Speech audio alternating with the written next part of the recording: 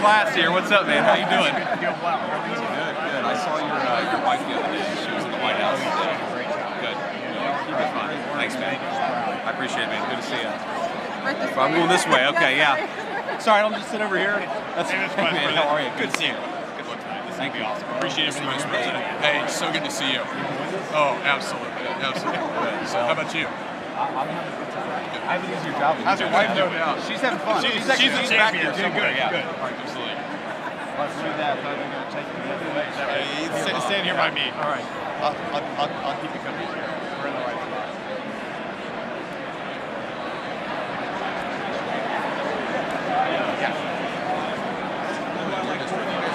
I think actually that's the whole thing. I think it probably got people on the line.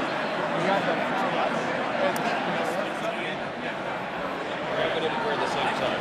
Good to see you. Well, we could have coordinated, I guess, but man, this is, I gotta be honest with you, this is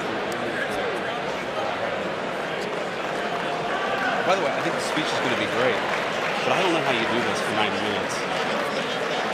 The hardest thing was doing it during Biden, when the speech was a stupid campaign speech. And just lectured everybody else.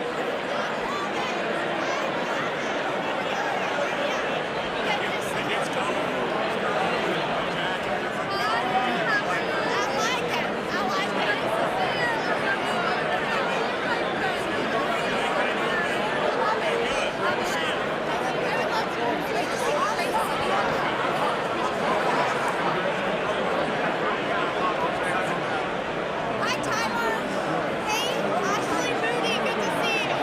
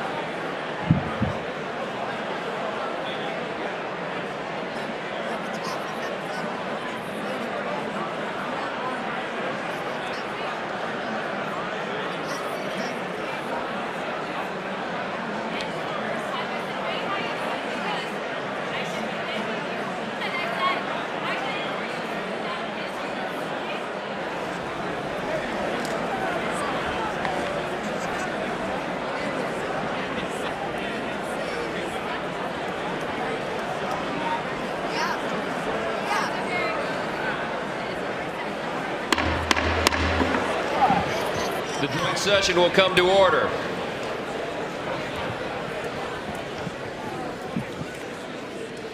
The chair appoints as members of the committee on the part of the House to escort the President of the United States into the chamber the following: the gentleman from Louisiana, Mr. Scalise; the gentleman from Minnesota, Mr. Emmer; the gentlewoman from Michigan, Mrs. McClain; the gentleman from North Carolina, Mr. Hudson; the gentleman from Pennsylvania, Mr. Reschenthaler; the gentleman from Utah, Mr. Moore; the gentlewoman from Indiana, Mrs. Houchin; the gentleman from Oklahoma, Mr. Hearn; the gentleman from New York, Mr. Jeffries; the gentlewoman from Massachusetts, Ms. Clark; the gentleman from California, Mr. Aguilar; the gentleman from California, Mr. Liu; the gentleman from Colorado, Mr. Neguse; the gentlewoman from Washington, Ms. Delbene; the gentlewoman from Michigan, Mrs. Dingle.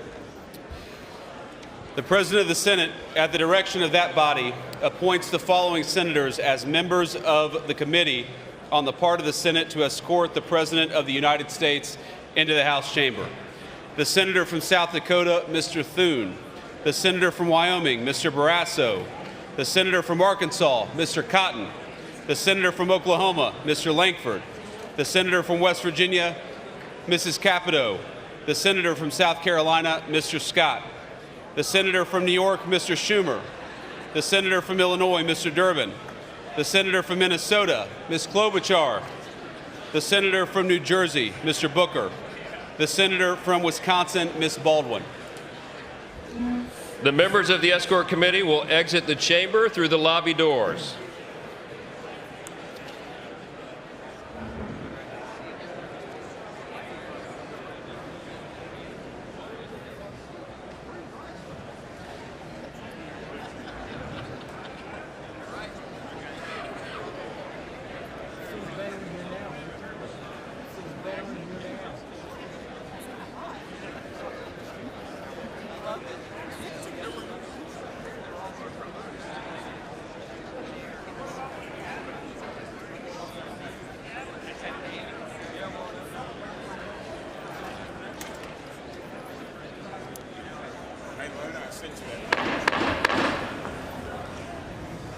Mr. Speaker, the Dean of the Diplomatic Corps.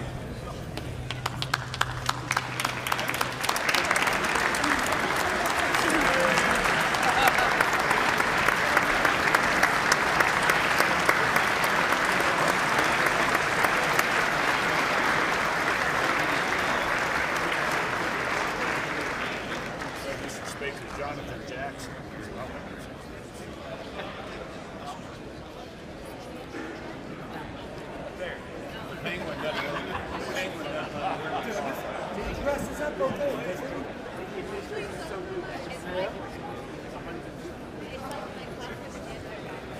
My wife loves this gray suit. I hate it, but I wear it because she'll see me on TV. I'm a blazer, man.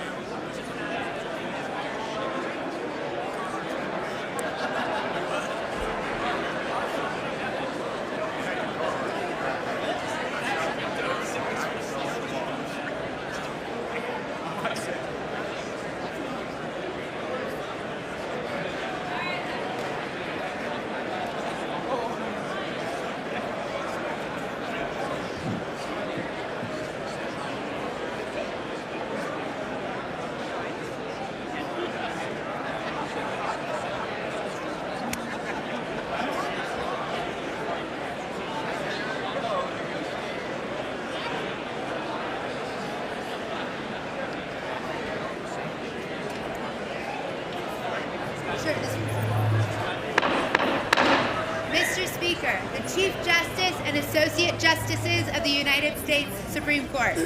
That's great.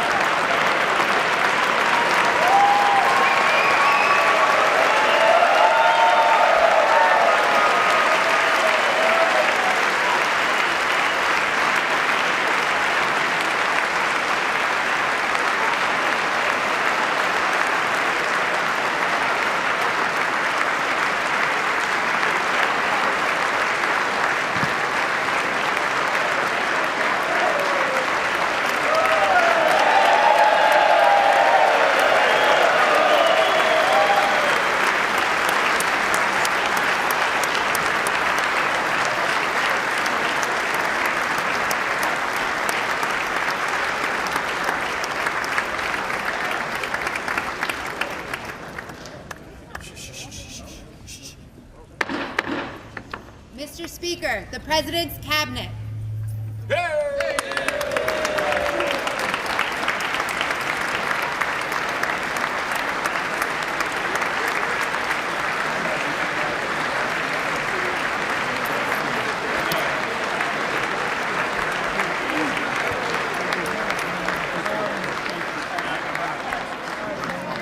That's true. I should have done better. I should have done way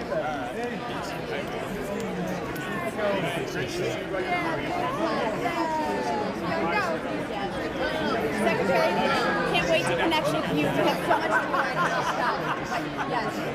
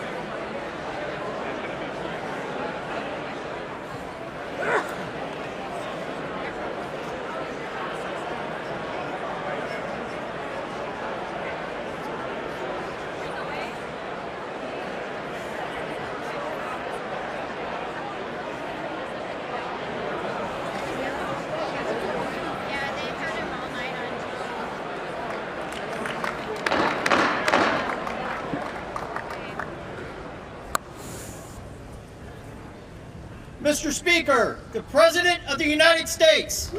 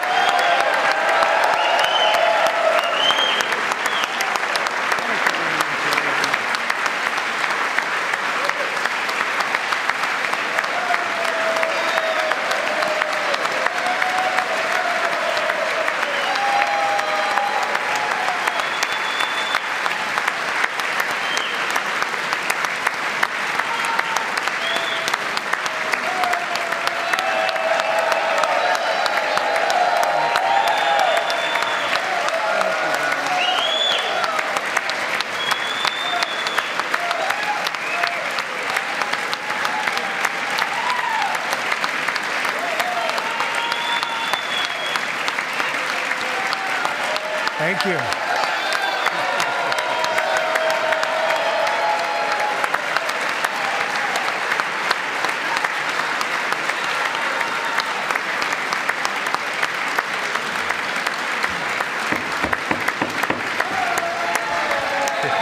Thank you very much.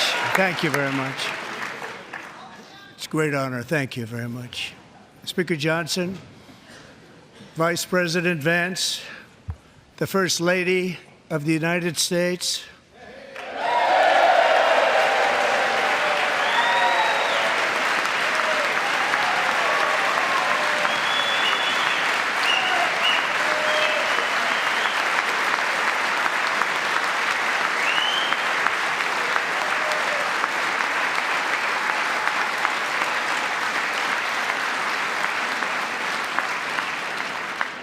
members of the United States Congress, thank you very much. And to my fellow citizens, America is back.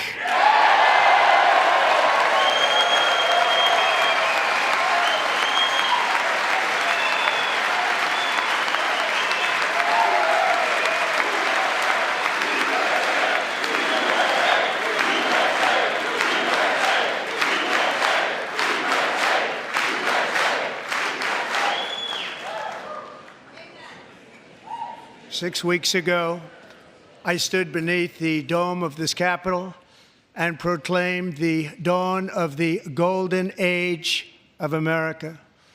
From that moment on, it has been nothing but swift and unrelenting action to usher in the greatest and most successful era in the history of our country.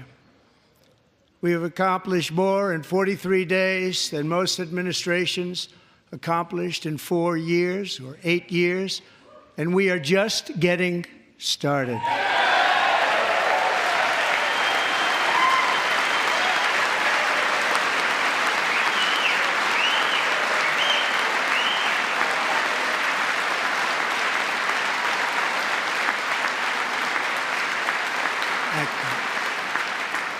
I return to this chamber tonight to report that America's momentum is back, our spirit is back, our pride is back, our confidence is back, and the American dream is surging bigger and better than ever before.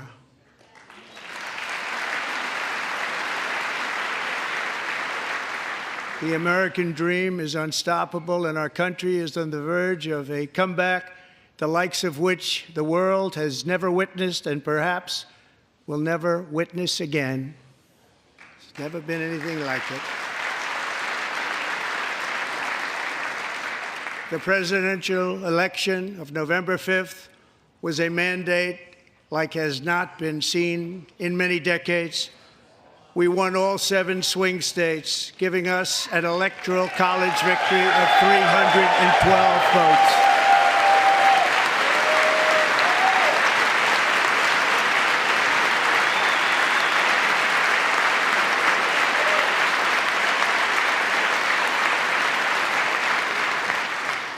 We won the popular vote by big numbers and won counties in our country.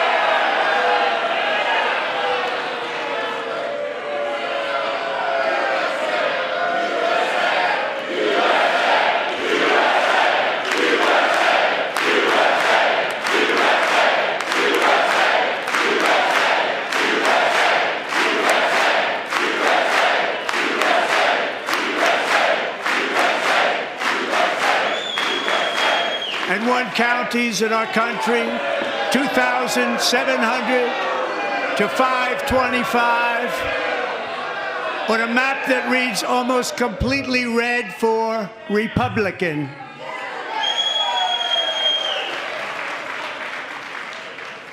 Now, for the first time in modern history, more Americans believe that our country is headed in the right direction than the wrong direction. In fact, it's an astonishing record, 27-point swing, the most ever.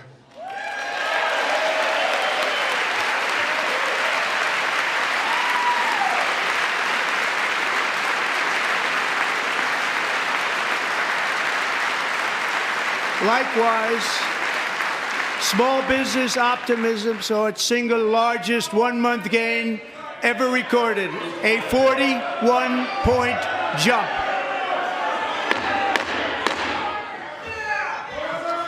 Members are directed to uphold and maintain decorum in the House and to cease any further disruptions. That's your warning.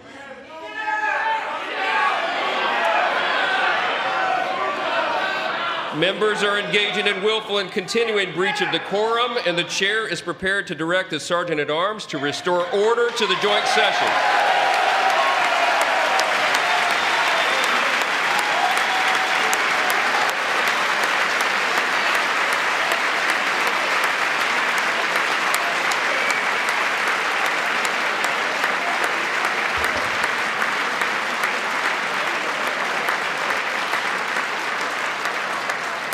Mr. Green, take your seat.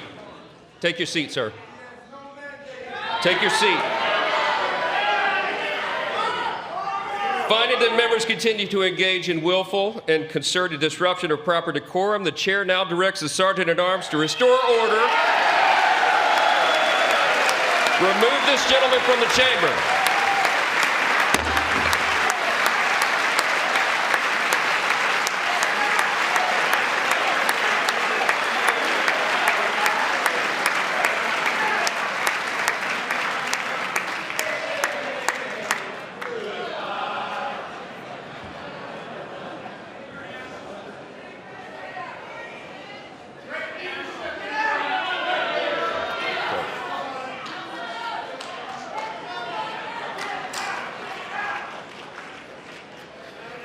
Members are directed to uphold and maintain decorum in the House.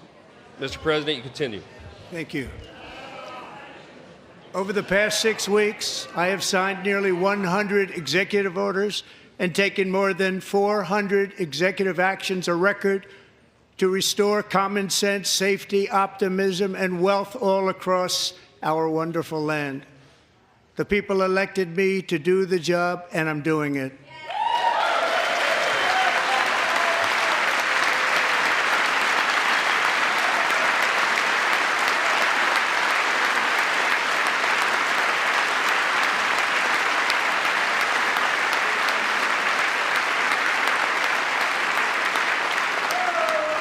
In fact, it has been stated by many that the first month of our presidency, it's our presidency, is the most successful in the history of our nation.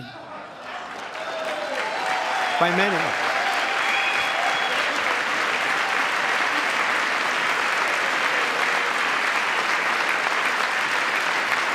And what makes it even more impressive is that, do you know who number 2 is? George Washington. How about that? How about that? I don't know about that list, but we'll take it. Within hours of taking the oath of office, I declared a national emergency on our southern border, and I deployed the U.S. military and Border Patrol to repel the invasion of our country. And what a job they've done. As a result, illegal border crossings last month were by far the lowest ever recorded, ever.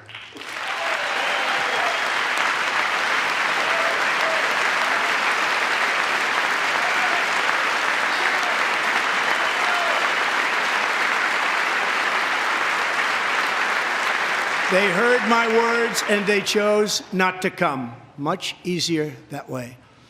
In comparison, under Joe Biden, the worst president in American history, there were hundreds of thousands of illegal crossings a month, and virtually all of them, including murderers, drug dealers, gang members, and people from mental institutions and insane asylums, were released into our country. Who would want to do that? This is my 5th such speech to Congress. And once again, I look at the Democrats in front of me, and I realize there is absolutely nothing I can say to make them happy or to make them stand or smile or applaud. Nothing I can do. I could find a cure to the most devastating disease, a disease that would wipe out entire nations, or announce the answers to the greatest economy in history or the stoppage of crime to the lowest levels ever recorded. And these people sitting right here will not clap, will not stand, and certainly will not cheer for these astronomical achievements. They won't do it, no matter what. Five times I've been up here. It's very sad, and it just shouldn't be this way.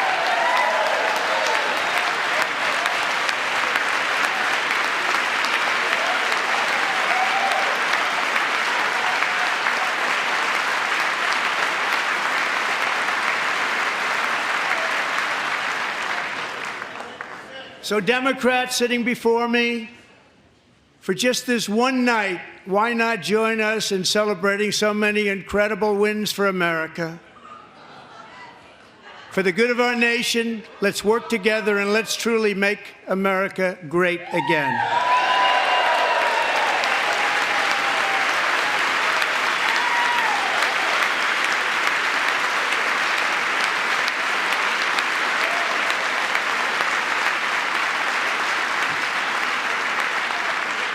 Every day, my administration is fighting to deliver the change America needs to bring a future that America deserves, and we're doing it.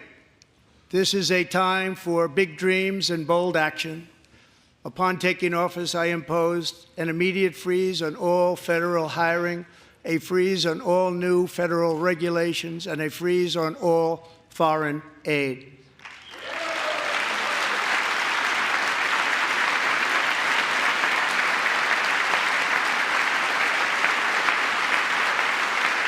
I terminated the ridiculous Green New Scam. I withdrew from the unfair Paris Climate Accord, which was costing us trillions of dollars that other countries were not paying.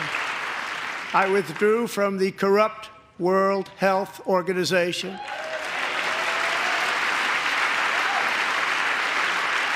And I also withdrew from the anti-American UN Human Rights Council.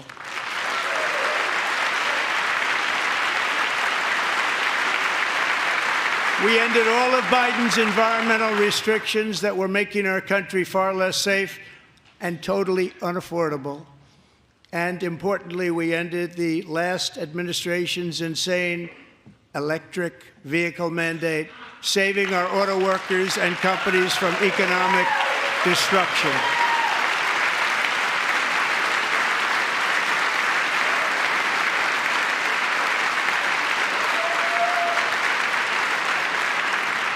To unshackle our economy, I have directed that for every one new regulation, 10 old regulations must be eliminated, just like I did in my very successful first term.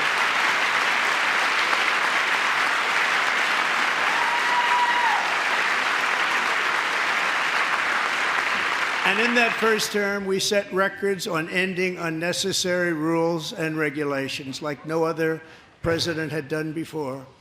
We ordered all federal workers to return to the office. They will either show up for work in person or be removed from their job.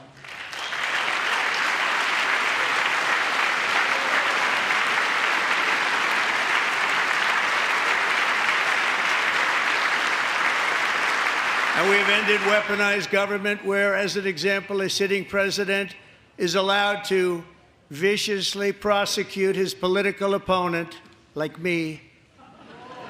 How did that work out? Not too good. Not too good.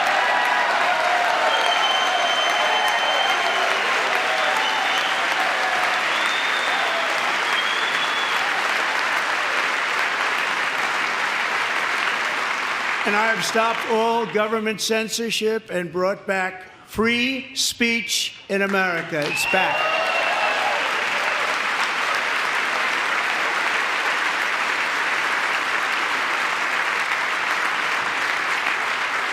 And 2 days ago, I signed an order making English the official language of the United States of America.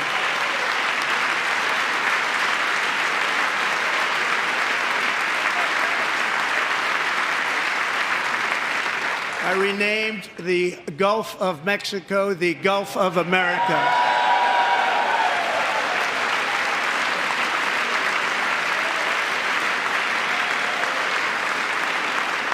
And likewise, I renamed, for a great president, William McKinley, Mount McKinley again. Beautiful Alaska. We love Alaska. We've ended the tyranny of so-called diversity, equity, and inclusion policies all across the entire federal government and indeed the private sector and our military. And our country will be woke no longer.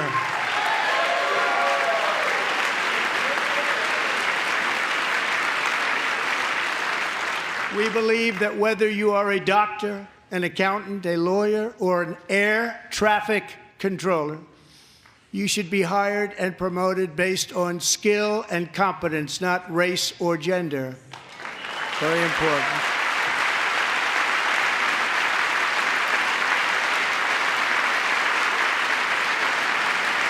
You should be hired based on merit. And the Supreme Court, in a brave and very powerful decision, has allowed us to do so. Thank you. Thank you very much. Thank you. We have removed the poison of critical race theory from our public schools, and I signed an order making it the official policy of the United States government that there are only two genders, male and female.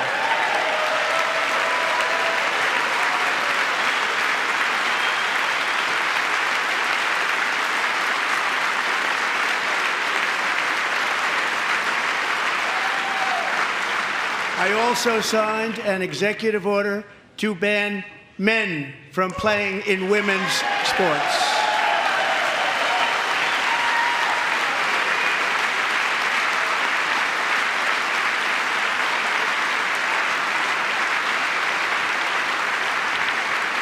Three years ago, Peyton McNabb was an all-star high school athlete, one of the best, preparing for a future in college sports. But when her girls' volleyball match was invaded by a male, he smashed the ball so hard in Peyton's face, causing traumatic brain injury, partially paralyzing her right side, and ending her athletic career. It was a shot like she's never seen before. She's never seen anything like it. Peyton is here tonight in the gallery, and Peyton, from now on, schools will kick the men off the girls' team, or they will lose all federal funding.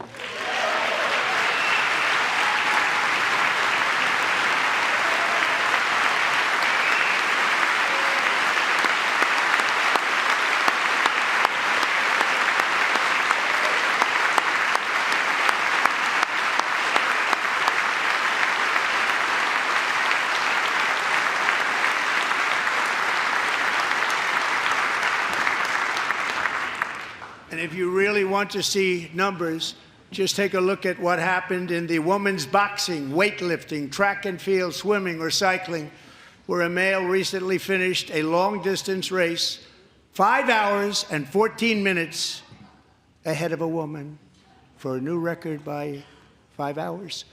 Broke the record by 5 hours. It's demeaning for women, and it's very bad for our country. We're not going to put up with it any longer.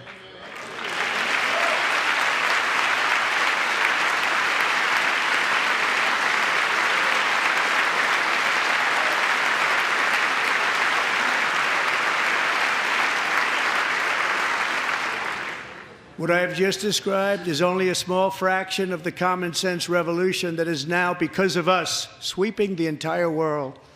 Common sense has become a common theme, and we will never go back. Never. Never going to let that happen. Among my very highest priorities is to rescue our economy and get dramatic and immediate relief to working families. As you know, we inherited from the last administration an economic catastrophe and an inflation nightmare. Their policies drove up energy prices, pushed up grocery costs, and drove the necessities of life out of reach for millions and millions of Americans. They've never had anything like it. We suffered the worst inflation in 48 years, but perhaps even in the history of our country. They're not sure. As president, I'm fighting every day to reverse this damage and make America affordable again.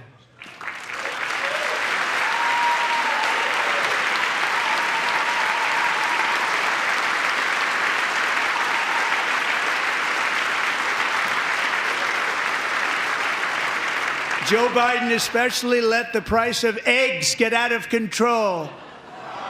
The egg price is out of control, and we're working hard to get it back down. Secretary, do a good job on that. You inherited a total mess from the previous administration. Do a good job.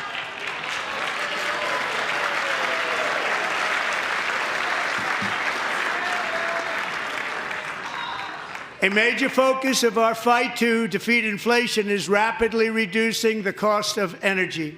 The previous administration cut the number of new oil and gas leases by 95%, slowed pipeline construction to a halt, and closed more than 100 power plants. We are opening up many of those power plants right now.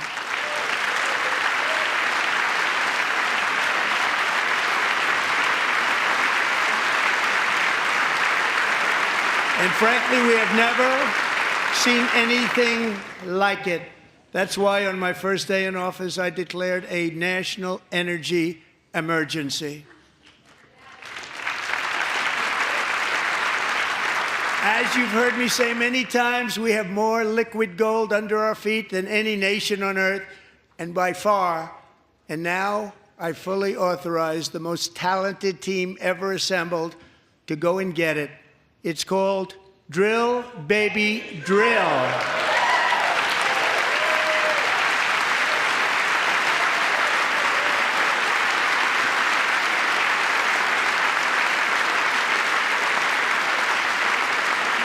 My administration is also working on a gigantic natural gas pipeline in Alaska, among the largest in the world, where Japan, South Korea, and other nations want to be our partner with investments of trillions of dollars each. There's never been anything like that one. It will be truly spectacular. It's all set to go. The permitting is gotten. And later this week, I will also take historic action to dramatically expand production of critical minerals and rare earths here in the USA.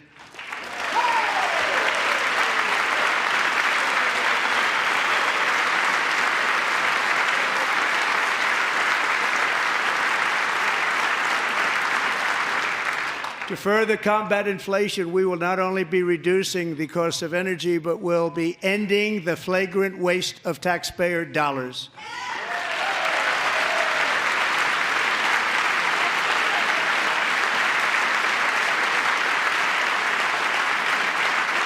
And to that end, I have created the brand new Department of Government Efficiency, DOGE.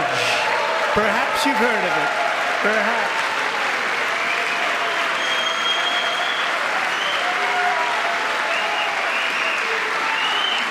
Which is headed by Elon Musk, who is in the gallery tonight.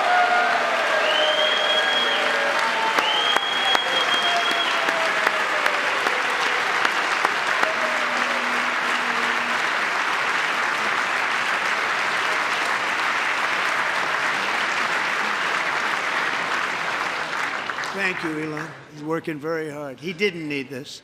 He didn't need this. Thank you very much. We appreciate it. Everybody here, even this side, appreciates it, I believe. They just don't want to admit that. Just listen to some of the appalling waste we have already identified. $22 billion from HHS to provide free housing and cars for illegal aliens. $45 million for diversity, equity, and inclusion scholarships in Burma. $40 million to improve the social and economic inclusion of sedentary migrants. Nobody knows what that is. $8 million to promote LGBTQI+ in the African nation of Lesotho, which nobody has ever heard of. $60 million for indigenous peoples and Afro-Colombian empowerment in Central America. $60 million. $8 million for making mice transgender. This is real. $32 million for a left-wing propaganda operation in Moldova. $10 million for male circumcision in Mozambique. $20 million for the Arab Sesame Street in the Middle East. It's a program. $20 million for a program. $1.9 billion to recently created Decarbonization of Homes Committee, headed up, and we know she's involved. Just at the last moment, the money was passed over by a woman named Stacey Abrams. Have you ever heard of her? A $3.5 million consulting contract for lavish fish monitoring. $1.5 million for voter confidence in Liberia. $14 million for social cohesion in Mali. $59 million for illegal alien hotel rooms in New York City. He's a real estate developer. He's done very well. $250,000 to increase vegan local climate action innovation in Zambia. $42 million for social and behavior change in Uganda. $14 million for improving public procurement in Serbia. $47 million for improving learning outcomes in Asia. Asia's doing very well with learning. We know what we're doing. We should use it ourselves. And $101 million for DEI contracts at the Department of Education. The most ever paid, nothing even like it. Under the Trump administration, all of these scams, and they're far worse, but I didn't think it was appropriate to talk about them. They're so bad. Many more have been found out and exposed and swiftly terminated by a group of very intelligent, mostly young people, headed up by Elon, and we appreciate it. We found hundreds of billions of dollars of fraud.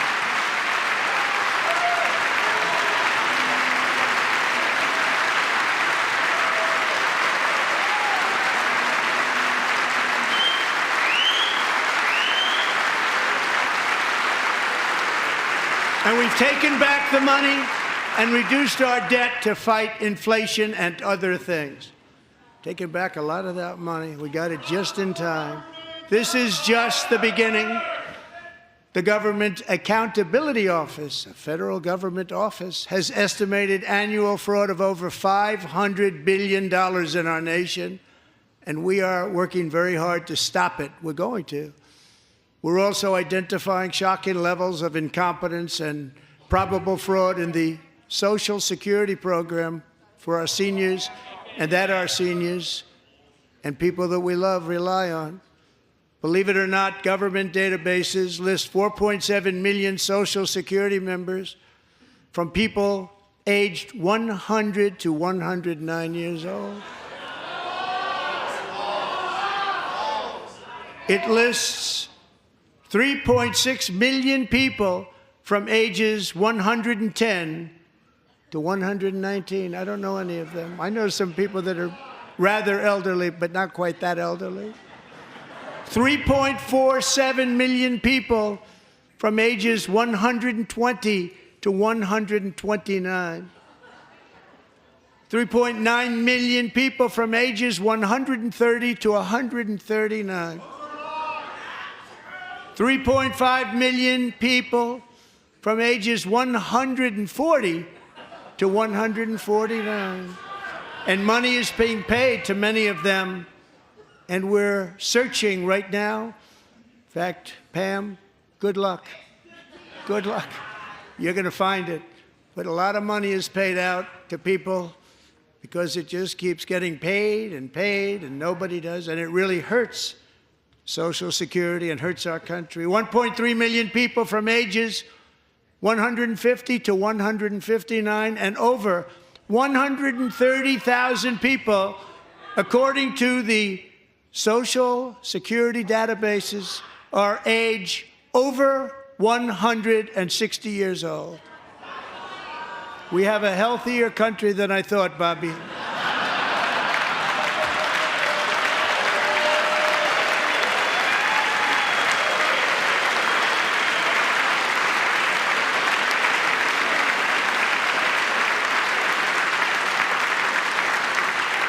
Including, to finish, 1,039 people between the ages of 220 and 229, one person between the age of 240 and 249, and one person is listed at 360 years of age.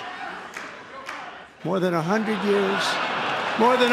years older than our country. But we're going to find out where that money's going, and it's not going to be pretty. By slashing all of the fraud, waste, and theft we can find, we will defeat inflation, bring down mortgage rates, lower car payments and grocery prices, protect our seniors, and put more money in the pockets of American families.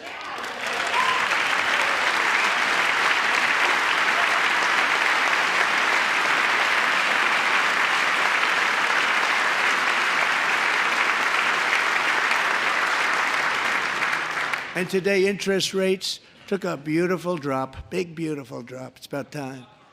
And in the near future, I want to do what has not been done in 24 years, balance the federal budget. We're going to balance it.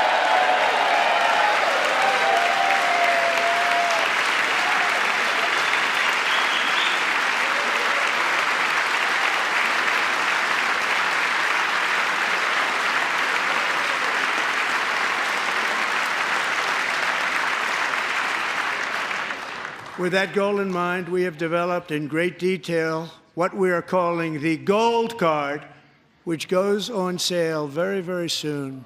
For $5 million, we will allow the most successful job-creating people from all over the world to buy a path to U.S. citizenship. It's like the green card, but better and more sophisticated. And these people will have to pay tax in our country. They won't have to pay tax from where they came. The money that they've made, you wouldn't want to do that, but they have to pay tax, create jobs. They'll also be taking people out of colleges and paying for them so that we can keep them in our country instead of having them being forced out. Number one, at the top school, as an example, being forced out and not being allowed to stay and create tremendous numbers of jobs and great success for a company out there. So while we take out the criminals, killers, traffickers, and child predators who are allowed to enter our country under the open border policy of these people, the Democrats, the Biden administration, the open border insane policies that you've allowed to destroy our country, we will now bring in brilliant, hardworking, job-creating people. They're going to pay a lot of money, and we're going to reduce our debt with that money.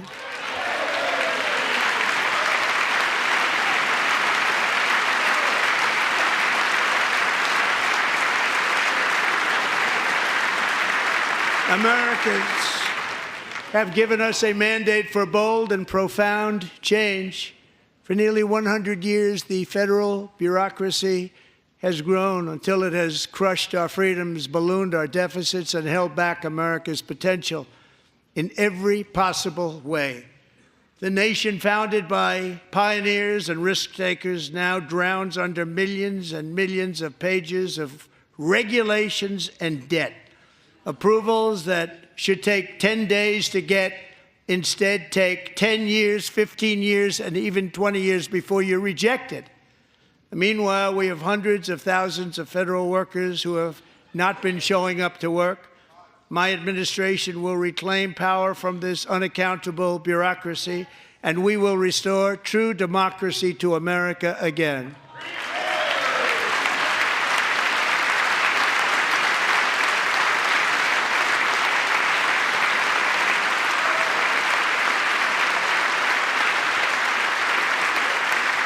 any federal bureaucrat who resists this change will be removed from office immediately.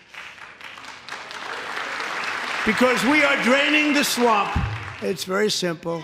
And the days of rule by unelected bureaucrats are over.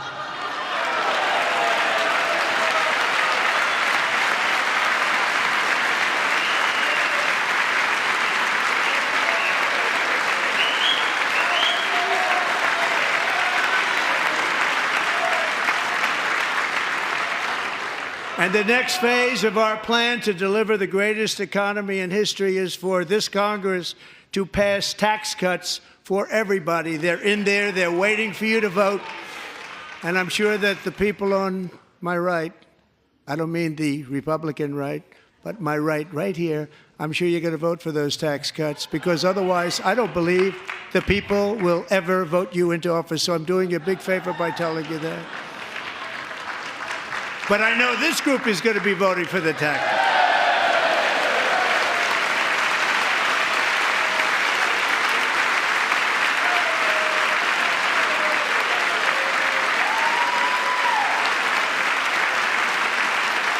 Thank you.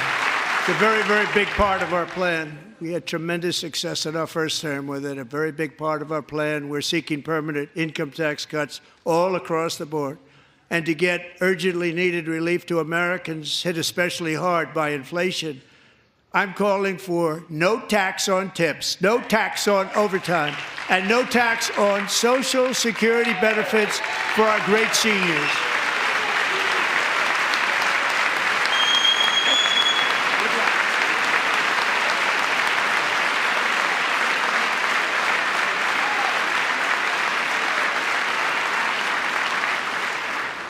And I also want to make interest payments on car loans tax deductible, but only if the car is made in America.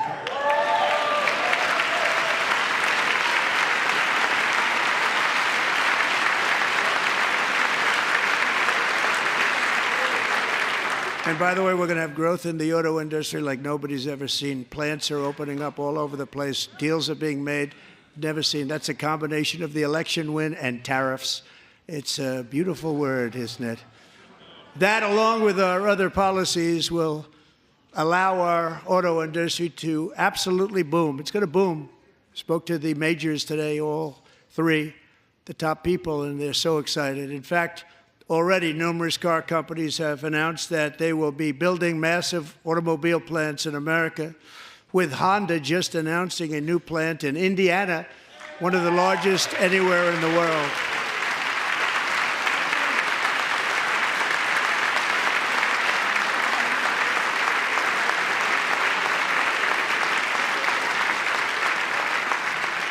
And this has taken place since our great victory on November 5th, a date which will hopefully go down as one of the most important in the history of our country.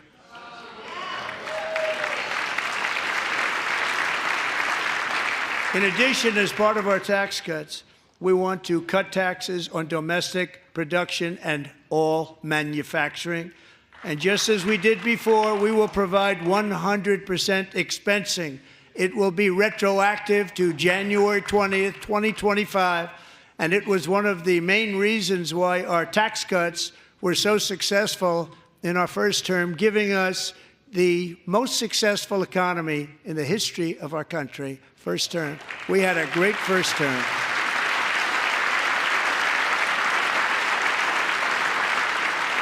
If you don't make your product in America, however, under the Trump administration, you will pay a tariff, and in some cases, a rather large one. Other countries have used tariffs against us for decades, and now it's our turn to start using them against those other countries. On average, the European Union, China, Brazil, India, Mexico, and Canada, have you heard of them? And countless other nations charge us tremendously higher tariffs than we charge them. It's very unfair. India charges us auto tariffs higher than 100%. China's average tariff on our products is twice what we charge them.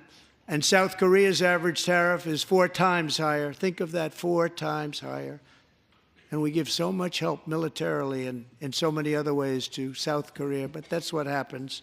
This is happening by friend and foe. This system is not fair to the United States and never was, and so on April 2nd, I wanted to make it April 1st, but I didn't want to be accused of April Fool's Day.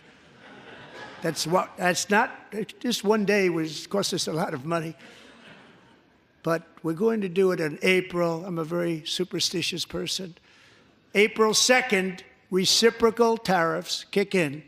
And whatever they tariff us, other countries, we will tariff them. That's reciprocal, back and forth. Whatever they tax us, we will tax them. If they do non-monetary tariffs to keep us out of their market, then we will do non-monetary barriers to keep them out of our market. There's a lot of that, too. They don't even allow us in their market. We will take in trillions and trillions of dollars and create jobs like we have never seen before. I did it with China, and I did it with others, and the Biden administration couldn't do anything about it because there was so much money they couldn't do anything about it. We have been ripped off for decades by nearly every country on earth, and we will not let that happen any longer.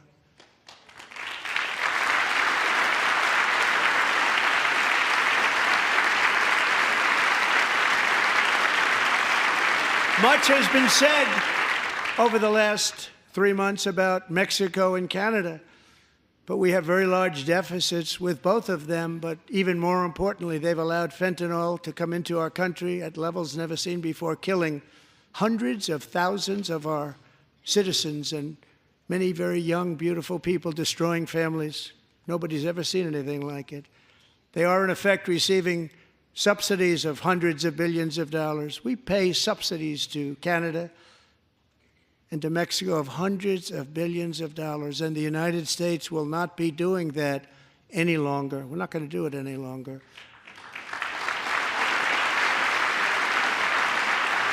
Thanks to our America First policies we're putting into place, we have had $1.7 trillion of new investment in America in just the past few weeks. The combination of the election and our economic policies that people of SoftBank, one of the most brilliant anywhere in the world, announced a $200 billion investment. OpenAI and Oracle, Larry Ellison, announced $500 billion investment, which they wouldn't have done if Kamala had won. Apple announced $500 billion investment. Tim Cook called me. He said, I cannot spend it fast enough. It's going to be much higher than that, I believe. They'll be building their plants here instead of in China. And just yesterday, Taiwan Semiconductor, the biggest in the world, most powerful in the world, has a tremendous amount, 97% of the market, announced a $165 billion investment to build the most powerful chips on earth right here in the USA.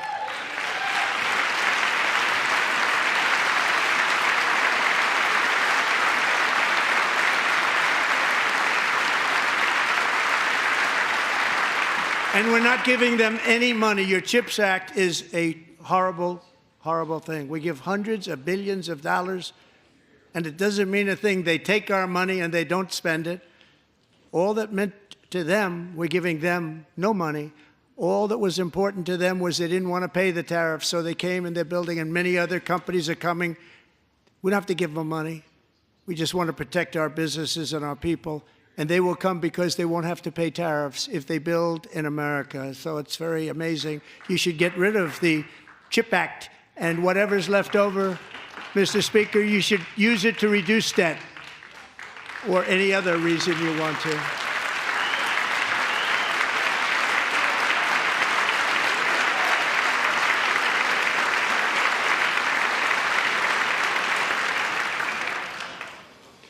Our new trade policy will also be great for the American farmer. I love the farmer. Who will now be selling into our home market, the USA, because nobody is going to be able to compete with you. because there's goods that come in from other countries and companies. They're really in a bad position in so many different ways. They're uninspected. They may be very dirty and disgusting, and they come in and they pour in, and they hurt our American farmers. The tariffs will go on agricultural product coming into America, and our farmers, starting on April 2nd, it may be a little bit of an adjustment period. We had that before when I made the deal with China, $50 billion of purchases, and I said, just bear with me, and they did. They did. Probably have to bear with me again, and this will be even better. That was great. The problem with it was that Biden didn't enforce it. He didn't enforce it. $50 billion of purchases, and we were doing great, but Biden did not enforce it, and it hurt our farmers. But our farmers are going to have a field day right now. So to our farmers, have a lot of fun. I love you too. I love you too. It's all going to happen.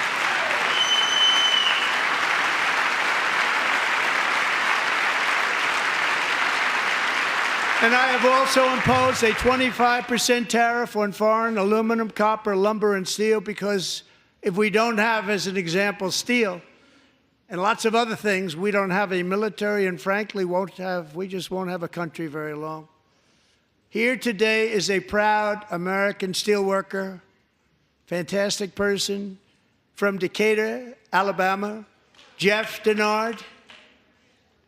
Has been working at the same steel plant for 27 years in a job that has allowed him to serve as the captain of his local volunteer fire department, raise 7 children with his beautiful wife, Nicole, and over the years provide a loving home for more than 40 foster children. So great, Jeff.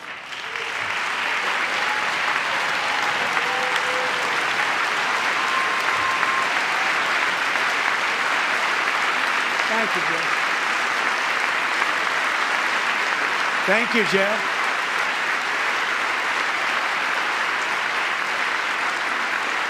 Stories like Jeff's remind us that tariffs are not just about protecting American jobs. They're about protecting the soul of our country. Tariffs are about making America rich again and making America great again, and it's happening, and it will happen rather quickly. There'll be a little disturbance, but we're okay with that. It won't be much. No, you're not. Oh. And look where Biden took us, very low, the lowest we've ever been. Jeff, I want to thank you very much. And I also want to recognize another person who has devoted herself to foster care community. She works so hard on it. A very loving person, our magnificent First Lady of the United States.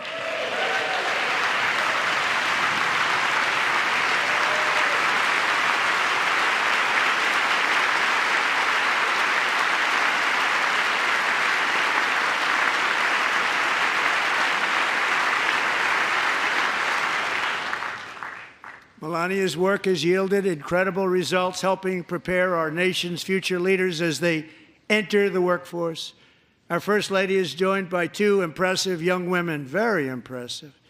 Haley Ferguson, who benefited from the First Lady's Fostering the Future initiative and is poised to complete her education and become a teacher. And Elliston Berry, who became a victim of an illicit deepfake image produced by a peer. With Elliston's help, the Senate just passed the Take It Down Act, and this is so important. Thank you very much, John. John Thune, thank you. Stand up, John. Thank you, John.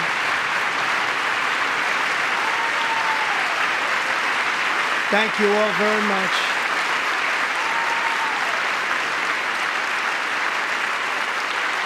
Thank you. And thank you to John Thune and the Senate. Great job. To criminalize the publication of such images online is a terrible, terrible thing. And once it passes the House, I look forward to signing that bill into law. Thank you. And I'm going to use that bill for myself, too, if you don't mind. Because nobody gets treated worse than I do online. Nobody. That's great. Thank you very much to the Senate. Thank you. But if we truly care about protecting Americans' children, no step is more crucial than securing America's borders. Over the past 4 years, 21 million people poured into the United States. Many of them were murderers, human traffickers, gang members, and other criminals from the streets of dangerous cities all throughout the world. Because of Joe Biden's insane and very dangerous open border policies, they are now strongly embedded in our country, but we are getting them out and getting them out fast.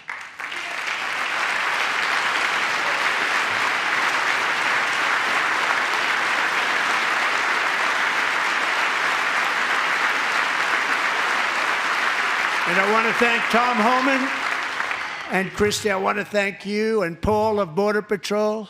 I want to thank you. What a job they've all done. Everybody, Border Patrol, ICE, law enforcement in general is incredible. We have to take care of our law enforcement. Have to.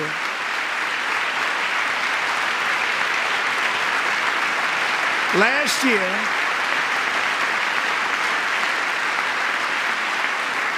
a brilliant 22-year-old nursing student named Laken Riley, the best in her class, admired by everybody, went out for a jog on the campus of the University of Georgia. That morning, Laken was viciously attacked, assaulted, beaten, brutalized, and horrifically murdered. Laken was stolen from us by a savage illegal alien gang member who was arrested while trespassing across Biden's open southern border and then set loose into the United States under the heartless policies of that failed administration. It was indeed a failed administration. He had then been arrested and released in a Democrat-run sanctuary city, a disaster, before ending the life of this beautiful young angel. With us this evening are Laken's beloved mother, Allison, and her sister, Lauren.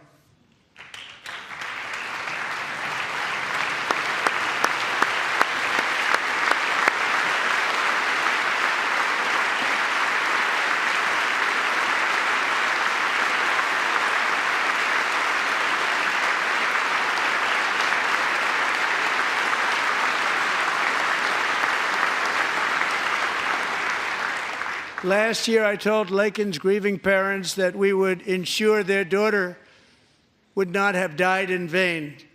That's why the very first bill I signed into law as your 47th president mandates the detention of all dangerous criminal aliens who threaten public safety. It's a very strong, powerful act.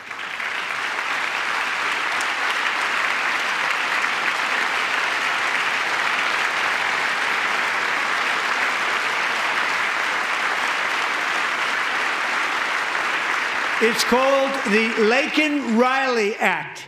So Allison and Lauren, America will never, ever forget our beautiful Laken Hope Riley.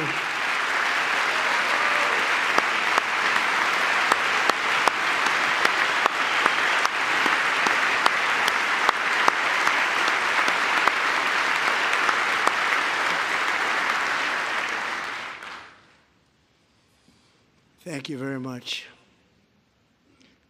Since taking office, my administration has launched the most sweeping border and immigration crackdown in American history, and we quickly achieved the lowest numbers of illegal border crossers ever recorded. Thank you.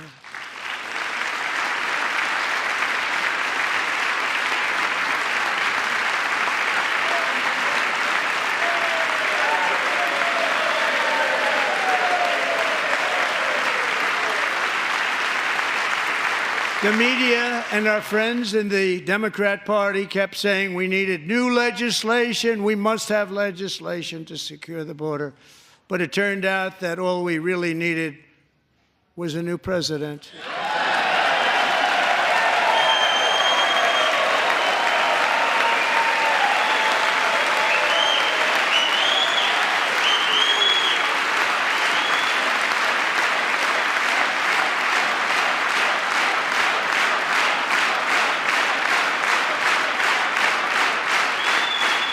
Thank you. Joe Biden didn't just open our borders, he flew illegal aliens over them to overwhelm our schools, hospitals, and communities throughout the country. Entire towns like Aurora, Colorado, and Springfield, Ohio, buckled under the weight of the migrant occupation and corruption like nobody's ever seen before. Beautiful towns destroyed. Now, just as I promised in my inaugural address, we are achieving the great liberation of America.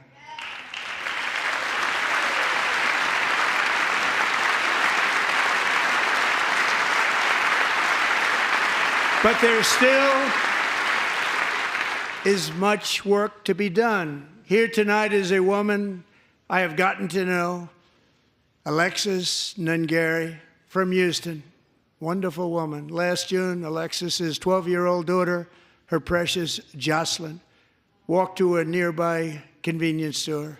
She was kidnapped, tied up, assaulted for 2 hours under a bridge, and horrifically murdered. Arrested and charged with this heinous crime are 2 illegal alien monsters from Venezuela, released into America by the last administration through their ridiculous open border. The death of this beautiful 12-year-old girl and the agony of her mother and family touched our entire nation greatly. Alexis, I promised that we would always remember your daughter, your magnificent daughter, and earlier tonight, I signed an order keeping my word to you. One thing I have learned about Jocelyn is that she loved animals so much. She loved nature.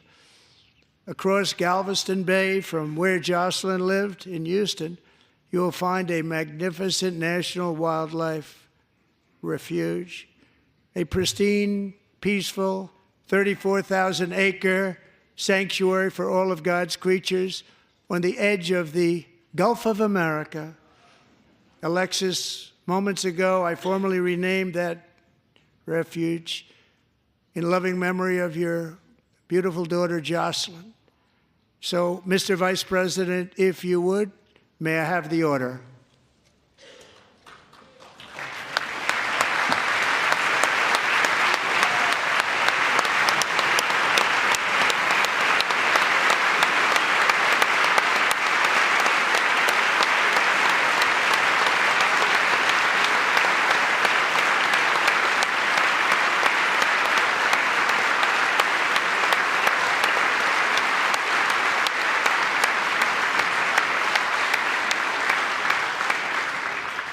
Thank you very much. All 3 savages charged with Jocelyn and Lakin's murders were members of the Venezuelan prison gang, the toughest gang, they say, in the world, known as Tren de Aragua. 2 weeks ago, I officially designated this gang, along with MS-13 and the bloodthirsty Mexican drug cartels, as foreign terrorist organizations.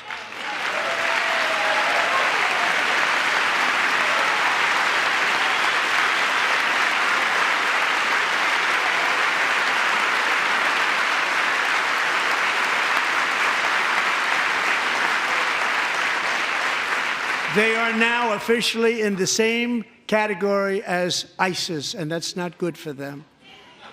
Countless thousands of these terrorists were welcomed into the U.S. by the Biden administration.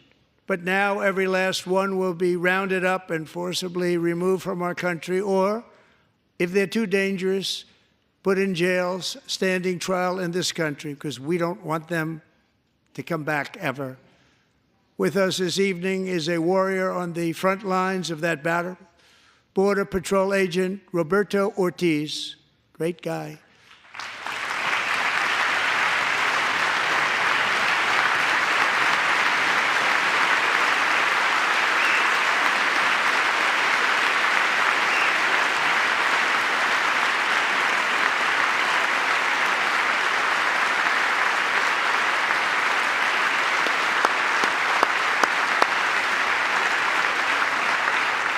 In January, Roberto and another agent were patrolling by the Rio Grande near an area known as Cartel Island. Doesn't sound too nice to me.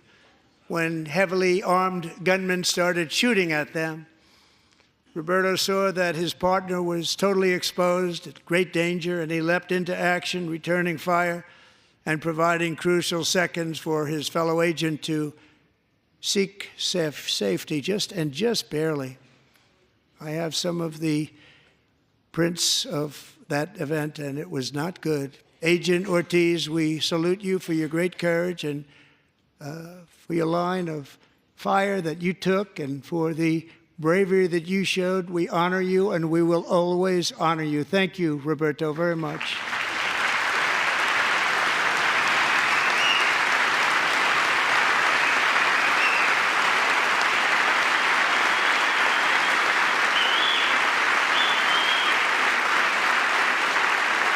Thank you, Roberto.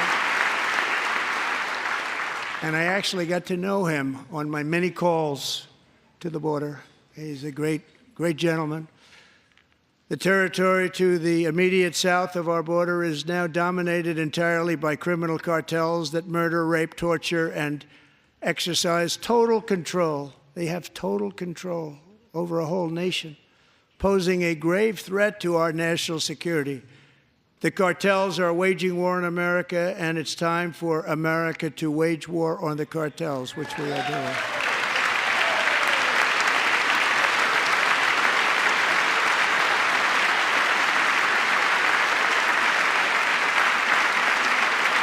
Five nights ago, Mexican authorities, because of our tariff policies being imposed on them, think of this, handed over to us 29 of the biggest cartel leaders in their country. That has never happened before. They want to make us happy. First time ever. But we need Mexico and Canada to do much more than they've done, and they have to stop the fentanyl and drugs pouring into the USA. They're going to stop it. I have sent Congress a detailed funding request laying out exactly how we will eliminate these threats to protect our homeland and complete the largest deportation operation in American history, larger even than current record holder, President Dwight D. Eisenhower, a moderate man, but someone who believed very strongly in borders. Americans expect Congress to send me this funding without delay so I can sign it into law. So, Mr. Speaker, John Thune, both of you, I hope you're going to be able to do that, Mr. Speaker. Thank you. Mr. Leader, thank you. Thank you very much. And let's get it to me. I'll sign it so fast, you won't even believe it.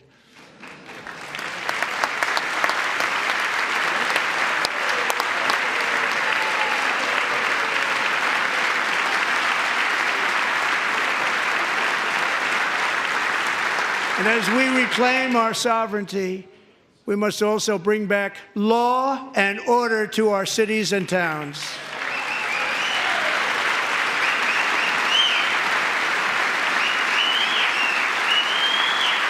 In recent years, our justice system has been turned upside down by radical left lunatics. Many jurisdictions virtually ceased enforcing the law against dangerous repeat offenders while weaponizing law enforcement against political opponents like me. My administration has acted swiftly and decisively to restore fair, equal, and impartial justice under the constitutional rule of law, starting at the FBI and the DOJ. Pam, good luck. Cash, wherever you may be, good luck. Good luck. Pam Bondi. Good luck. So important. Going to do a great job. Cash, thank you.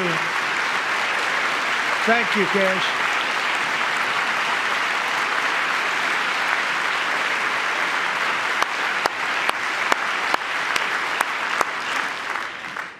They've already started very strong. They're going to do a fantastic job. You're going to be very proud of them.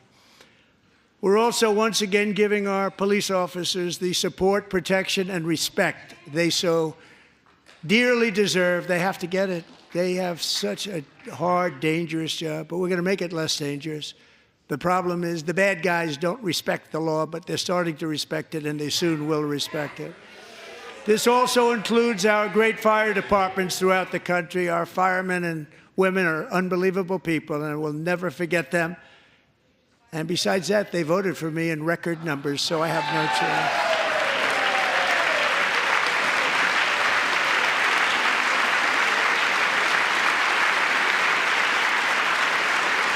1 year ago this month, 31-year-old New York police officer Jonathan Diller, unbelievably wonderful person and a great officer, was gunned down at a traffic stop on Long Island. I went to his funeral. The vicious criminal charged with his murder had 21 prior arrests, and they were rough arrests, too. He was a real bad one. The thug in the seat next to him had 14 prior arrests and went by the name of Killer. He was Killer. He killed other people, they say, a lot of them. I attended Officer Diller's service, and when I met his wife and one-year-old son, Ryan, it was very inspirational, actually. His widow's name is Stephanie, and she is here tonight. Stephanie, thank you very much, Stephanie. Thank you very much.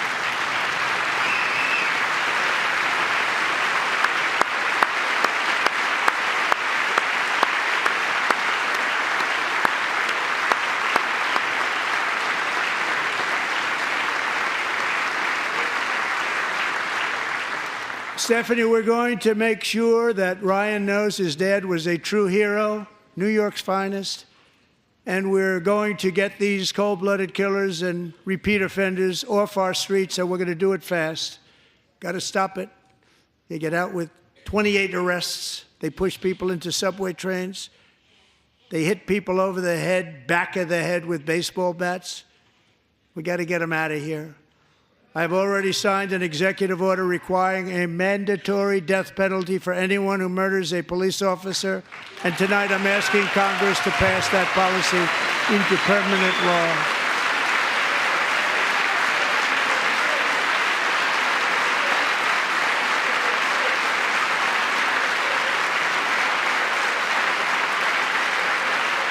I'm also asking for a new crime bill getting tough on repeat offenders while enhancing protections for America's police officers so they can do their jobs without fear of their lives being totally destroyed.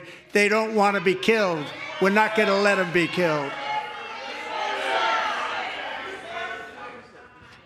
Joining us in the gallery tonight is a young man who truly loves our police. His name is DJ Daniel. He is 13 years old, and he has always dreamed of becoming a police officer.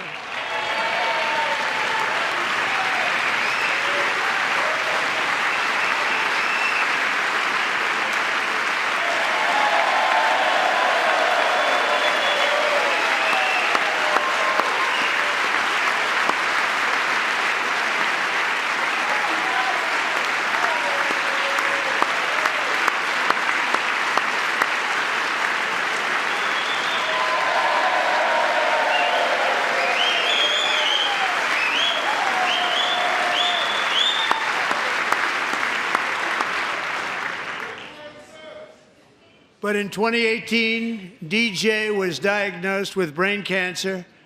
The doctors gave him 5 months at most to live. That was more than 6 years ago.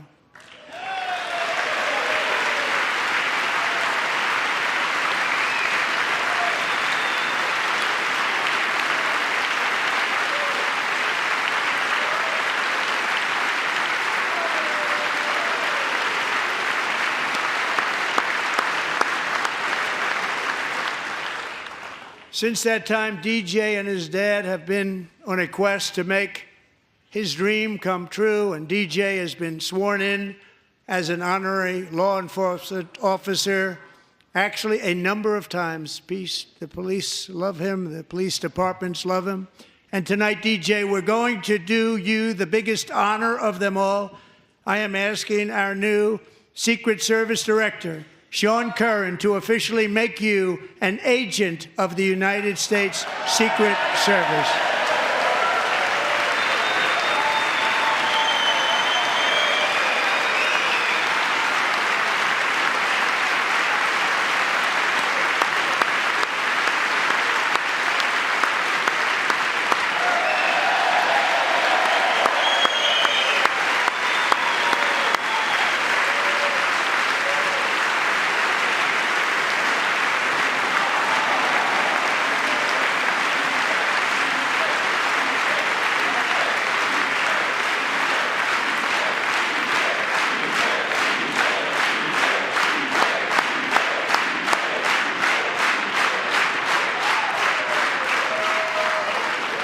DJ.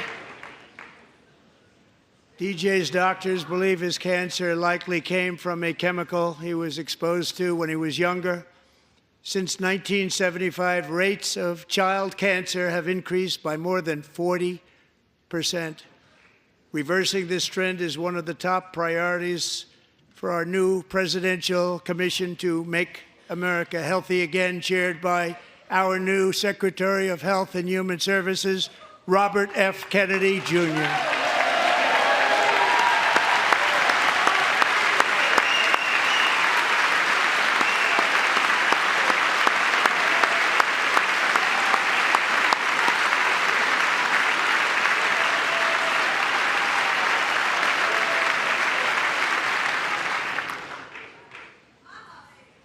With the name Kennedy, you would have thought everybody over here would have been cheering.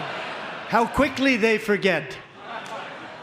Our goal is to get toxins out of our environment, poisons out of our food supply, and keep our children healthy and strong. As an example, not long ago, and you can't even believe these numbers, 1 in 10,000 children had autism, 1 in 10,000. And now it's 1 in 36. There's something wrong. 1 in 36. Think of that. So we're going to find out what it is, and there's nobody better than Bobby and all of the people that are working with you. You have the best to figure out what is going on. Okay, Bobby? Good luck. It's a very important job. Thank you. Good job.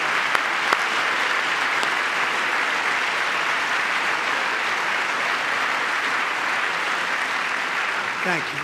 My administration is also working to protect our children from toxic ideologies in our schools. A few years ago, January Littlejohn and her husband discovered that their daughter's school had secretly, socially transitioned their 13-year-old little girl. Teachers and administrators conspired to deceive January and her husband while encouraging her daughter to use a new name and pronouns. They, them pronoun, actually, all without telling January, who is here tonight and is now a courageous advocate against this form of child abuse. January, thank you. Thank you. Thank you very much.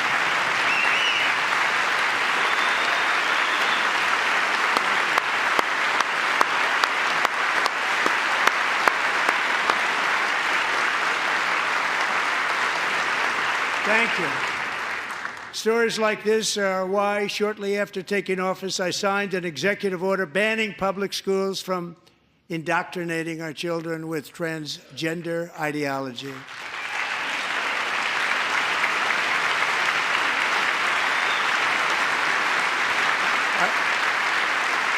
I also signed an order to cut off all taxpayer funding to any institution that engages in the sexual mutilation of our youth.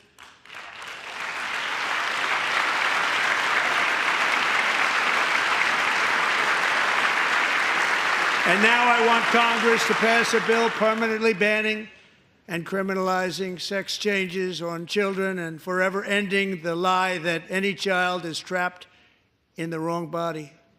This is a big lie.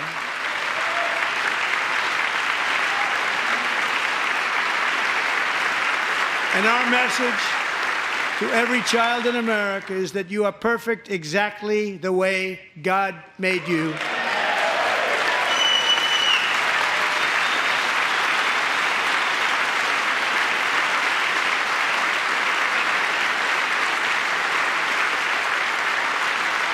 Because we're getting wokeness out of our schools and out of our military, and it's already out, and it's out of our society. We don't want it. Wokeness is trouble. Wokeness is bad. It's gone. It's gone. And we feel so much better for it, don't we? Don't we feel better? Our service members won't be activists and ideologues. They will be fighters and warriors. They will fight for our country. And Pete, congratulations. Secretary of Defense, congratulations.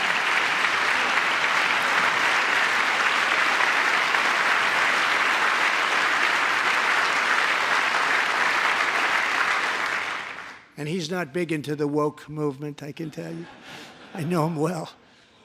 I am pleased to report that in January, the U.S. Army had its single best recruiting month in 15 years, and that all armed services are having among the best recruiting results ever in the history of our services.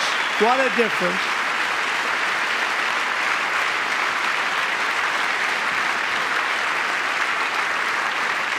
And you know, it was just a few months ago where the results were exactly the opposite. We couldn't recruit anywhere. We couldn't recruit. Now we're having the best results just about that we've ever had. What a tremendous turnaround. It's really a beautiful thing to see. People love our country again. It's very simple. They love our country, and they love being in our military again. So it's a great thing, and thank you very much. Great job. Thank you.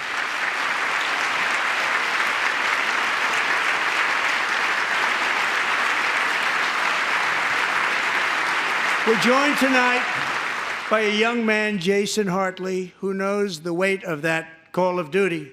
Jason's father, grandfather, and great-grandfather all wore the uniform. Jason tragically lost his dad, who was also a Los Angeles County Sheriff's deputy when he was just a boy, and now he wants to carry on the family legacy of service. Jason is a senior in high school, a six-letter varsity athlete, a really good athlete, they say, a brilliant student with a 4.46, that's good, GPA. And his greatest dream is to attend the U.S. Military Academy at West Point.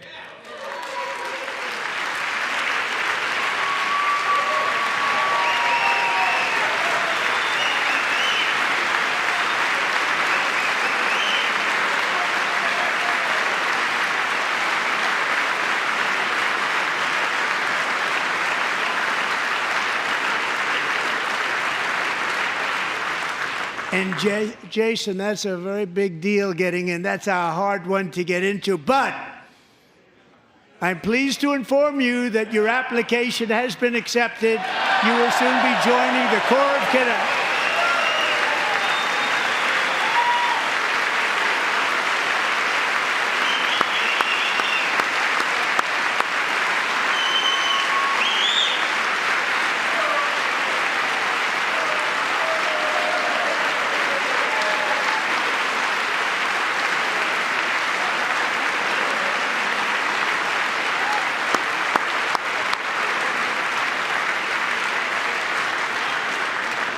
Thank you. Jason, you're going to be on the long gray line, Jason. As Commander-in-Chief, my focus is on building the most powerful military of the future. As a first step, I'm asking Congress to fund a state-of-the-art Golden Dome missile defense shield to protect our homeland, all made in the USA.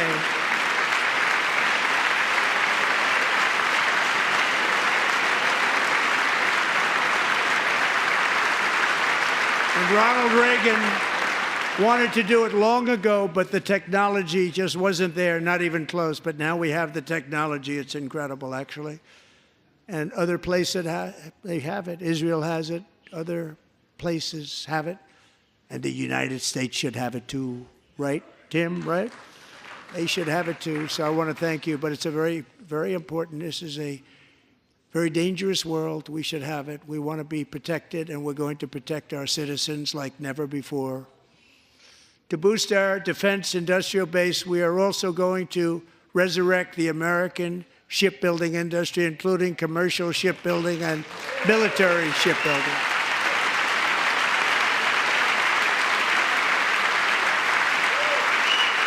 And for that purpose, I am announcing tonight that we will create a new Office of Shipbuilding in the White House and offer special tax incentives to bring this industry home to America where it belongs. We used to make so many ships. We don't make them anymore very much, but we're going to make them very fast, very soon. It will have a huge impact. To further enhance our national security, my administration will be reclaiming the Panama Canal, and we've already started doing it.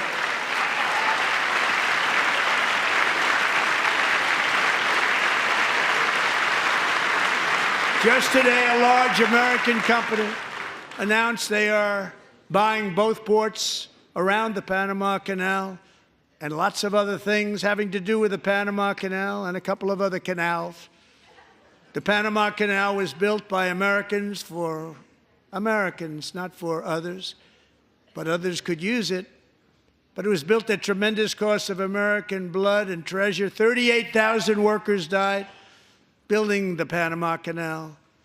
They died of malaria. They died of snake bites and mosquitoes. Not a nice place to work. They paid them very highly to go there, knowing there was a 25% chance that they would die. The most expensive project also that was ever built in our country's history, if you bring it up to modern day costs. It was given away by the Carter administration for $1, but that agreement has been violated very severely. We didn't give it to China. We gave it to Panama, and we're taking it back.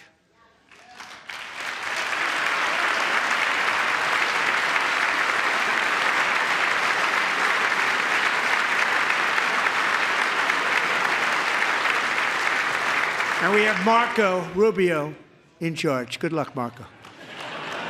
Now, we know who to blame if anything goes wrong. Marco's been amazing, and he's going to do a great job. Think of it. He got 100 votes. You know, he was approved with actually 99, but the 100th was this gentleman, and I feel very certain. So let's assume he got 100 votes. And I'm either very, very happy about that or I'm very concerned about it. But he's already proven. I mean, he's a great gentleman. He's respected by everybody, and we appreciate you voting for Marco. He's going to do a fantastic job. Thank you. Thank you. He's doing a great job. Great job. And I also have a message tonight for the incredible people of Greenland.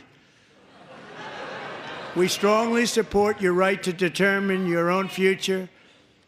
And if you choose, we welcome you into the United States of America. We need Greenland for national security and even international security, and we're working with everybody involved to try and get it. But we need it really for international world security, and I think we're going to get it.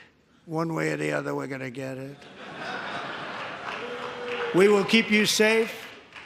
We will make you rich, and together we will take Greenland to heights like you have never thought possible before. It's a very small population, but very, very large piece of land and very, very important for military security. America is once again standing strong against the forces of radical Islamic terrorism.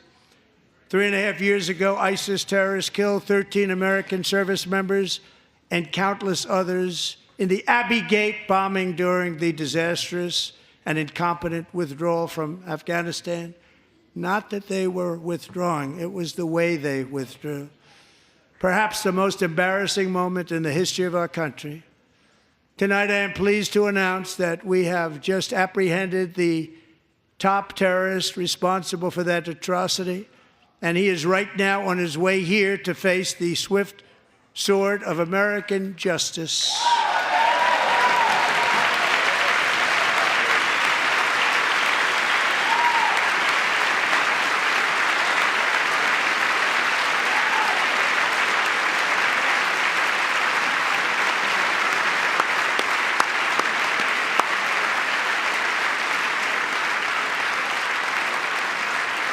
And I want to thank especially the government of Pakistan for helping arrest this monster.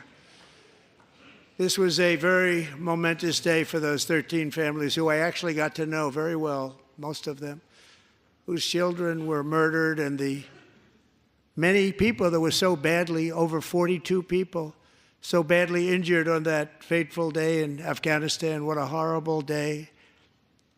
Such incompetence was shown that when Putin saw what happened, I guess he said, wow, maybe this is my chance. That's how bad it was. Should have never happened. Grossly incompetent people.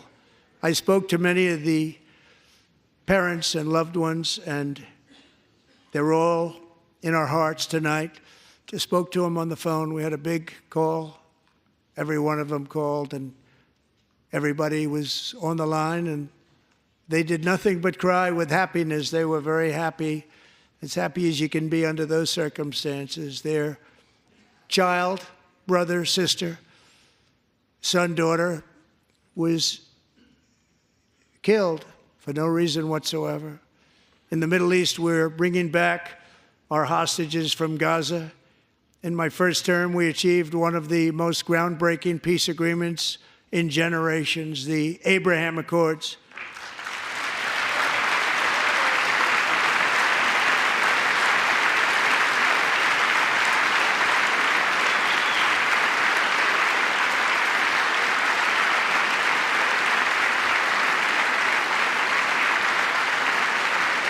And now we're going to build on that foundation to create a more peaceful and prosperous future for the entire region. A lot of things are happening in the Middle East. People have been talking about that so much lately with everything going on with Ukraine and Russia.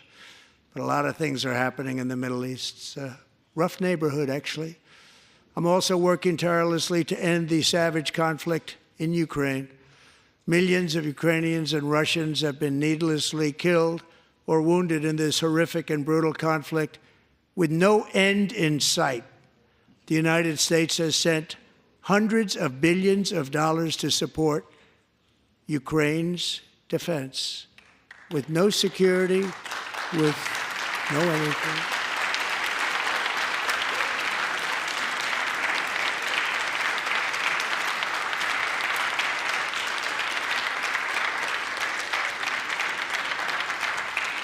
Do you want to keep it going for another 5 years?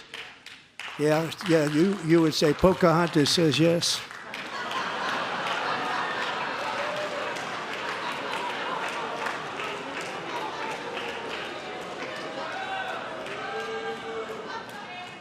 $2,000 people are being killed every single week.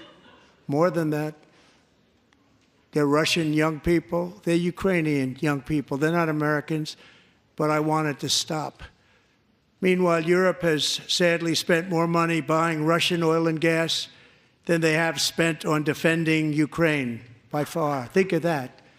They've spent more buying Russian oil and gas than they have defending. And we've spent perhaps $350 billion, like taking candy from a baby. That's what happened. And they've spent $100 billion. What a difference that is. And we have an ocean separating us, and they don't. But we're getting along very well with them, and lots of good things are happening. Biden has authorized more money in this fight than Europe has spent by billions and billions of dollars. It's hard to believe that they wouldn't have stopped it and said at some point, come on, let's equalize. You got to be equal to us. But that didn't happen. Earlier today, I received an important letter from President Zelensky of Ukraine. The letter reads, Ukraine is ready to come to the negotiating table as soon as possible to bring lasting peace closer. Nobody wants peace more than the Ukrainians, he said. My team and I stand ready to work under President Trump's strong leadership to get a peace that lasts. We do really value how much America has done to help Ukraine maintain its sovereignty and independence. Regarding the agreement on minerals and security, Ukraine is ready to sign it at any time that is convenient for you. I appreciate that he sent this letter, just got it a little while ago. Simultaneously, we've had serious discussions with Russia and have received strong signals that they are ready for peace. Wouldn't that be beautiful? Wouldn't that be beautiful?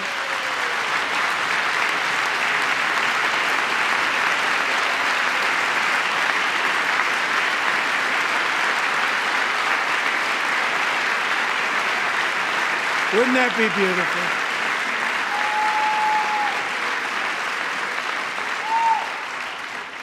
It's time to stop this madness. It's time to halt the killing. It's time to end this senseless war. If you want to end wars, you have to talk to both sides. Nearly 4 years ago, amid rising tensions, a history teacher named Mark Fogel was detained in Russia and sentenced to 14 years in a penal colony. Rough stuff. The previous administration barely lifted a finger to help him. They knew he was innocent, but they had no idea where to begin. But last summer, I promised his 95-year-old mother, Malphine, that we would bring her boy safely back home. After 22 days in office, I did just that, and they are here tonight.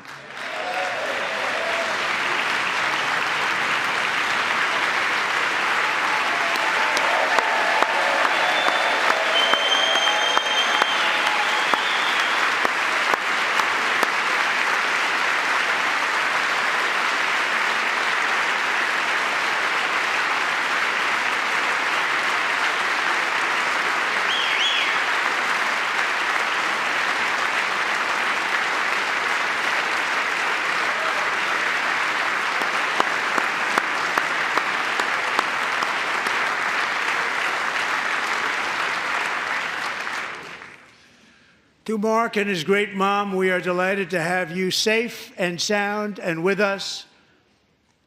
As fate would have it, Mark Fogel was born in a small rural town in Butler, Pennsylvania. Have you heard of it? Where his mother has lived for the past 78 years. I just happened to go there last July 13th for a rally. That was not pleasant. And that is where I met his beautiful mom right before I walked onto that stage. And I told her I would not forget what she said about her son. And I never did I? Never forgot. Less than 10 minutes later, at that same rally, gunfire rang out, and a sick and deranged assassin unloaded 8 bullets from his sniper's perch into a crowd of many thousands of people. My life was saved by a fraction of an inch, but some were not so lucky. Corey Comparator was a firefighter, a veteran, a Christian, a husband, a devoted father, and above all, a protector. When the sound of gunshots pierced the air, it was a horrible sound. Corey knew instantly what it was and what to do. He threw himself on top of his wife and daughters and shielded them from the bullets with his own body. Corey was hit really hard. You know the story from there. He sacrificed his life to save theirs. 2 others, very fine people, were also seriously hit. But thankfully, with the help of 2 great country doctors, we thought they were gone and they were saved. So those doctors had great talent. We're joined by Corey's wife, Helen, who was his high school sweetheart, and their 2 beloved daughters, Allison and Kaylee. Thank you.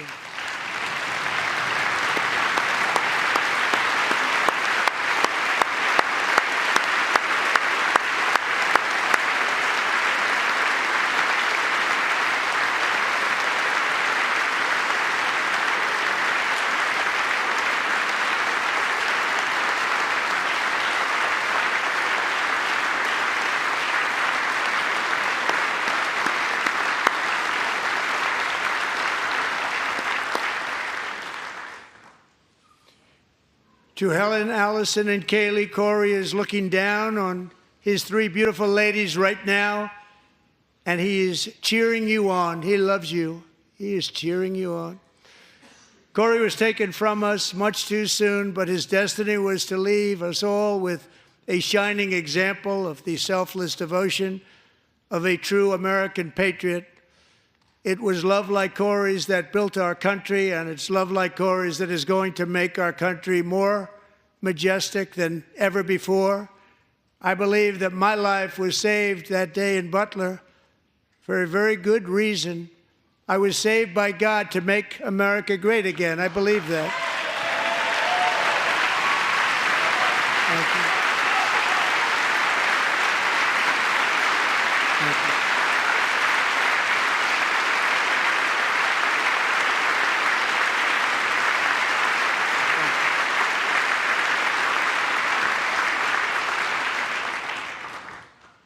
Thank you very much. From the patriots of Lexington and Concord to the heroes of Gettysburg and Normandy, from the warriors who crossed the Delaware to the trailblazers who climbed the Rockies, and from the legends who soared at Kitty Hawk to the astronauts who touched the moon, Americans have always been the people who defied all odds, transcended all dangers, made the most extraordinary sacrifices, and did whatever it took to defend our children, our country, and our freedom.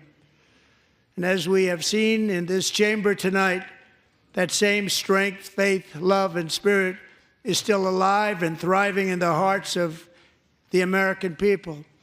Despite the best efforts of those who would try to censor us, silence us, break us, destroy us, Americans are today a proud, free, sovereign, and independent nation that will always be free, and we will fight for it till death. We will never let anything happen to our beloved country, because we are a country of doers, dreamers, fighters, and survivors. Our ancestors crossed a vast ocean, strode into the unknown wilderness, and carved their fortunes from the rock and soil of a perilous and very dangerous frontier. They chased our destiny across a boundless continent. They built the railroads, laid the highways, and graced the world with American marvels like the Empire State Building, the mighty Hoover Dam, and the towering Golden Gate Bridge. They lit the world with electricity, broke free of the force of gravity, fired up the engines of American industry, vanquished the communists, fascists, and Marxists all over the world, and gave us countless modern wonders sculptured out of iron, glass, and steel.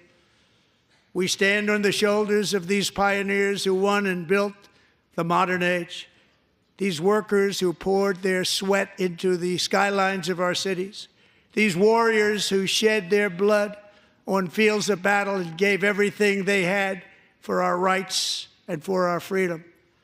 Now it is our time to take up the righteous cause of American liberty. And it is our turn to take America's destiny into our own hands and begin the most thrilling days in the history of our country. This will be our greatest era. With God's help, over the next 4 years, we are going to lead this nation even higher, and we are going to forge the freest, most advanced, most dynamic, and most dominant civilization ever to exist on the face of this earth. We are going to create the highest quality of life, build the safest and wealthiest and healthiest and most vital communities anywhere in the world. We are going to conquer the vast frontiers of science, and we are going to lead humanity into space and plant the American flag on the planet Mars and even far beyond.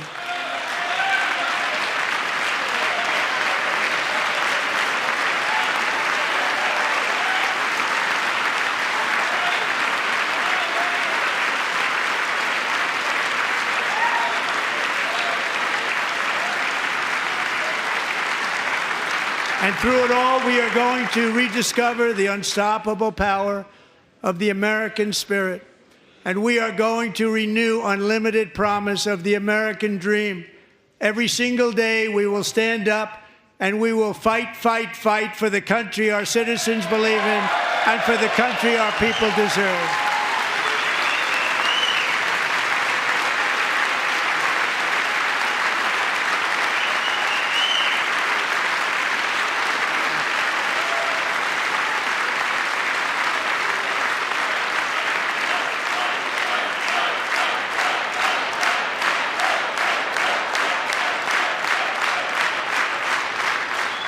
My fellow Americans, get ready for an incredible future, because the golden age of America has only just begun. It will be like nothing that has ever been seen before. Thank you, God bless you, and God bless America.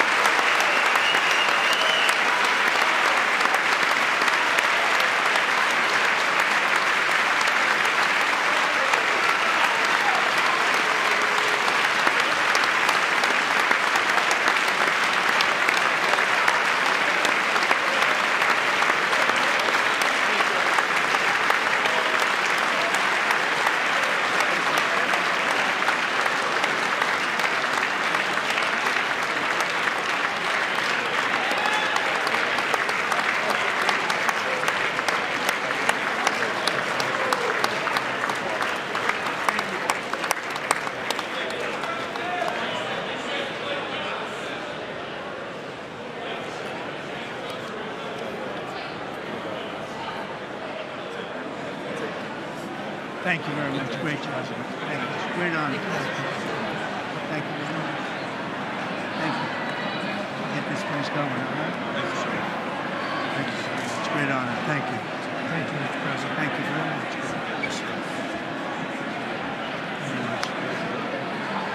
Thank you very much. Appreciate it. Thank you. See you soon. Teaching young people to love America. Well, I'm trying to. Great guy. Thank you. That's your favorite. Thanks. Thank you very much. Appreciate it. Howard. Thank you again. Thank you again. Won't forget. So good. Yeah, it's good. So good, sir. Thank you. Thank you. Terrific, Mr. Really terrific. Really outstanding. Thanks. Thank you. Yes, sir. Thank you. Good job, Mr. President. Thanks. Thank you. Great. President, one of your best speeches. Thanks again, Mr. President. Thank you, Mr. President. Thanks for the phone call last night, too. Thank you. You know that. Thank you very much. I'll do it. Just give me the information. I'm not going to give it to you. Sorry. Thank you, everybody. Great speech. Great speech. Best speech ever. Yes. Good. Congratulations. Good job. Can you sign President Roger Williams, thanks for the call. I love Roger Williams. Thank you. You don't have to introduce yourself. Mr. President. I know you better than you do, Roger. Thank you so much. My great baseball player. America Good is- job. Great job you're doing. America is back. Thank you so much, Welcome you back to Pennsylvania anytime, sir. They stood for. Thank you all. They stood for another country, not our country. That was phenomenal. Sir. It's hard to believe, isn't it? That was fantastic, sir. That was Thank you very much. Thank you. quick selfie. Mr. President. Good job, Mr. President. Great job. Thank you so much. Great speech, sir. Great speech. Yes, sir. President back to Pennsylvania. Oh, they're just careful. I was standing on that. West Virginia loves you. Oh, good. How you doing? All right? Did you get a chance to shake his hand earlier? Do you want me to get a picture of you shaking his hand or anything? You're good. Thank you very much. Let's do biofilm. Thank you, darling. Great, sir. Thank you. I love you. Best speech on the floor ever. Yeah, it was so good. Thank you. So good. Hey, you rocked it, Mr. President. We're with you. 100%. Crushed. Thank you. Really good. It was Congratulations. awesome. Yeah. Best speech ever. Thank you. It was. Fantastic. Mr. President, that was a great speech. That was awesome. God bless you. It was wonderful. Thank you. Great job. Let's go. Get down to that. You get down. Good luck. Yes, sir. Thank you. It's so great. Thank you, everybody. Good job. Thank you for mentioning God needs to help us. Thank you, Mr. It's President. true. Mr. President. Thank you. Thank you. Great speech. Great speech. Thanks for taking my call. Good luck. Yeah. Thank you, my man. My man. Thank you for standing You strong. really triggered those people. Yeah. Tremendous, Mr. President. Thank Somebody you. did. Thank you so much. Thanks for the beneficial ownership and this week. That was Oh, a good yeah. one. Thanks for mentioning farmers. Well, we love our farmers. Thank you, man. Thank you, Mr. President. You earned this night. Thank you very much. Appreciate it. Worked hard. Thank you, man. Proud of you. Thank you, Mr. President. Thank you so much. Thank you. Great again, brother. Thank you. Good for being here. I did indeed. You better believe it. Very well I did a done, good sir. endorsement. President, home run. Thank you very much. job. You killed it. Thank you, Mr. President. Thank you, everybody. You did great. Thank you. Good job. Thank you. Great to see you. Slam dunk. You're doing good. Thank you, sir. You did amazing, per usual. Thank you. I'll see you. Thank you. Yes, sir. Thank you. Go cheese. Thank you. Love you, Mr. President. Yes. Thank you, everybody. Look at this beautiful. New congressman from Eastern Washington. We've never met. Oh, Michael that's Baumgartner. good. I was one of Mike Leach's best friends. Oh, that's He thinks good. very Oh, highly Mike of you. was- oh, he was great. Tremendous. He was a great guy. Great What a speech. Great Thank you. Thank you very much. Mr. Jr., you did a great job. Thank you very much. Home run, Mr. President. Home run. Home run. That was a good one. Mr. President, good to see you, sir. Appreciate it. Good job. Thank you very much. Looking good. Look at him. I need to talk to you about some buildings, some public buildings. You let me know. I will. Thank you, sir. Mr. President. Gus, crazy.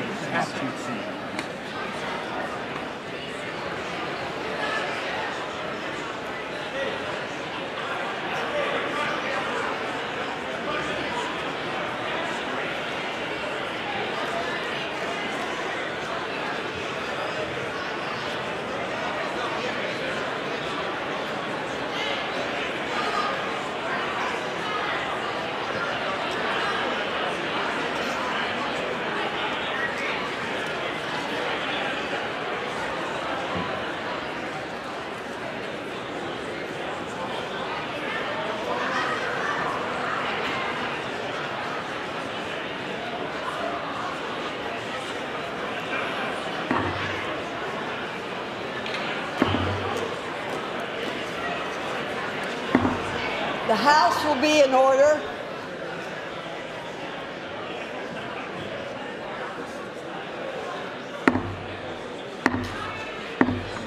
The House will be in order. For what purpose does the gentleman from Louisiana seek recognition? Speaker, I move that the message of the President be referred to the Committee of the whole House on the State of the Union and ordered printed. Without objection.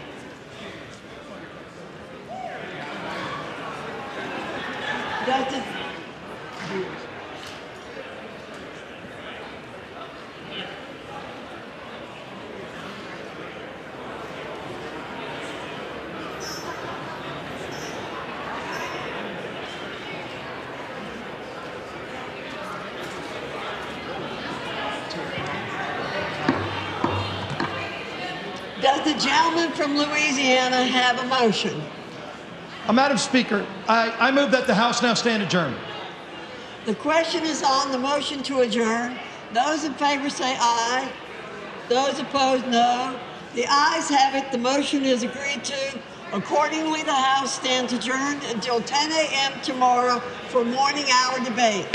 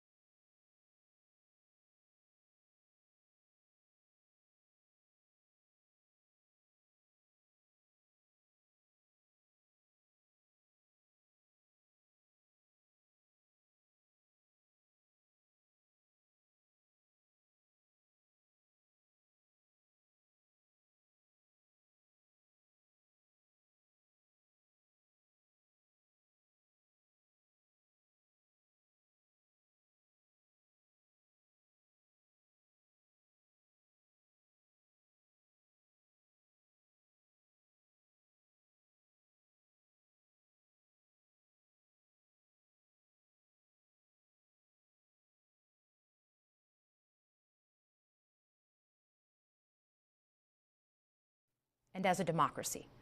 So that's what I'm going to lay out tonight. Because whether you're from Wyandotte or Wichita, most Americans share three core beliefs: that the middle class is the engine of our country, that strong national security protects us from harm, and that our democracy, no matter how messy, is unparalleled and worth fighting for. Let's start with the economy. Michigan literally invented the middle class, the revolutionary idea that you could work at an auto plant and afford the car you were building. That's the American dream. And in order to expand and protect the middle class, we have to do a few basic things.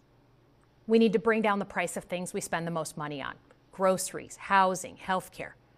We need to make more things in America with good-paying union jobs and bring our supply chains back home from places like China.